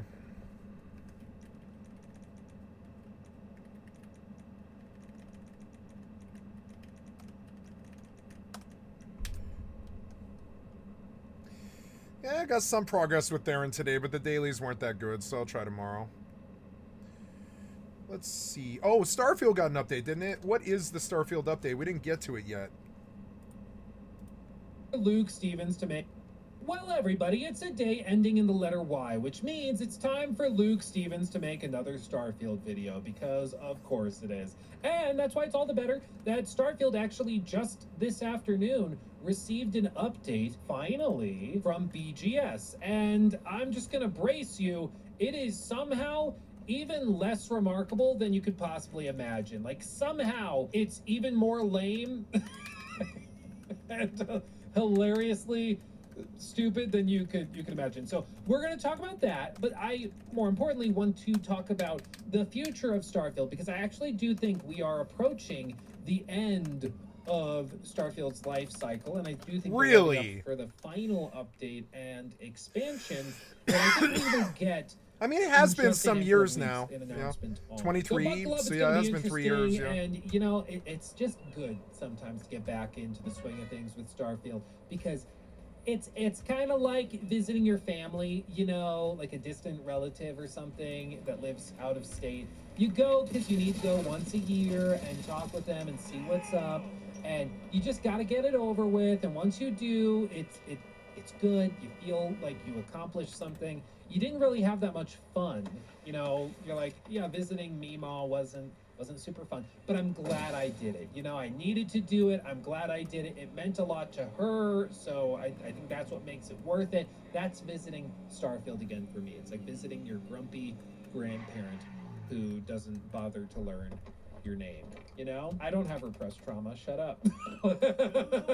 Let's talk about our sponsor real quick and then get into the nitty gritty. But first, a thank you to our sponsor, Incogni. Incogni is the data protection service that removes your personal information from hundreds of different data brokers across the internet. You ever wonder how those telemarketers or cold callers or random companies get your email addresses and phone numbers and mailing address and all of that? It's because your data is bought and sold by tons of different data brokers across the internet, across the world. And historically, it's been really tough to get your data removed from those companies. Even if you can file a manual request for it, it takes time. It can take weeks or months of back and forths until now, because Incogni can do it all for you automatically, even handling the follow-up emails and everything else. As you can see, I've been using Incogni for almost a year, a full year at this point, and in that time they've sent over 1,100, almost 1,200 different takedown requests. They have 131 in progress they're actively following up on, and they've completed over 1,000. And they estimate this has saved me roughly 783 hours based on the average time it would take you to fill out each request manually yourself. And as you can see here, this is just a small selection of the different companies that had my data, my email address, phone numbers, whatever else, that have had to strike all of my information from their services just in this period of time. I mean, it's crazy, and I don't have to lift a finger. Seriously, it really is easy. You just sign up with the link in the description box below to save 60% off of an annual plan, and then they go and send all of these takedown requests and everything for you, and you don't have to think about it. It's awesome. And since I started doing this, I don't get cold called anymore. I don't have telemarketers calling me. I know it sounds like magic and too good to be true, but it literally is the case. Like, it's actually crazy. Can't recommend it enough. Again, check them out at the link in the description box below. Use my promo code SAVE, 60% off of an annual plan. You will not regret it. Okay, we're back. Starfield is a game that still exists, and it did just receive an update. Yes, my friends, they posted the first update in months and months and months, and what it was this right here. As you can see, it is an update that is specifically locked to the beta branch of Starfield. Oh, really? And it includes minor improvements to format the display of the creations menu, which, if you didn't know, is their in-game store where they have microtransactions, which are basically what they just call paid mods and stuff. So the in-game store received a facelift. There you go. They addressed an issue that could cause extreme temperature gear to appear incorrectly. Oh, okay. Minor improvements to sorting in the missions menu. Just minor improvements, so just little stuff. And then general crash and stability fixes. And that's the whole thing. That's the whole thing. People have been waiting and waiting. And this is the whole thing. And as you can see, 404 upvotes. That's cool. The comments on this, after 7 months of radio silence, I gotta say, this is quite disheartening. I'm not demanding free and new content from a single-player game, but to see that in all the time that has passed, there's not even an attempt to improve the gameplay loop, the lack of uniquely generated POIs, the neutered legendary system, and the ridiculous level scaling is just saddening. I'm still holding on to some hope that DLC 2 could be an honest improvement to the game, but to see so little acknowledgement from Bethesda, or even an attempt at all to improve things, is just disappointing. It's probably easier to just move on, but nobody wants a game to be bad. We come here to play good games and enjoy life. I think things can steer in a better direction. I'm not angry, just disappointed, which I think is accurate from most of us. And you know, the general sentiment is pretty much in line with this. What a joke, a nothing burger, disheartening. Could you please remake Morrowind? I'm sorry. It's just funny that somebody's like, this is the time to ask. I'm gonna, maybe they'll listen to me if I ask here. It's just, I'm sorry. That's funny. Caught me off guard. Anyway, you might be wondering, after all these months of silence, what is that referring to? Well, the last time we actually got a clear update on Starfield was actually back in March. Back in March, the official Starfield X account replied to Planetary Union Captain Aura Wolf, who was asking for more updates and clarity on what was happening with the game. And they said, we know you're eager for an update, and we truly appreciate your passion for Starfield. The team has been hard at work, and while we're not ready to share specific details yet, we have a lot of exciting things planned for the game this year that we can't wait to talk about when the time is right. We're always listening and taking your feedback to heart. Thanks for being a part of this journey with us. They say they're listening, they say they're working, they have a lot of interesting and exciting things planned, is what they claim.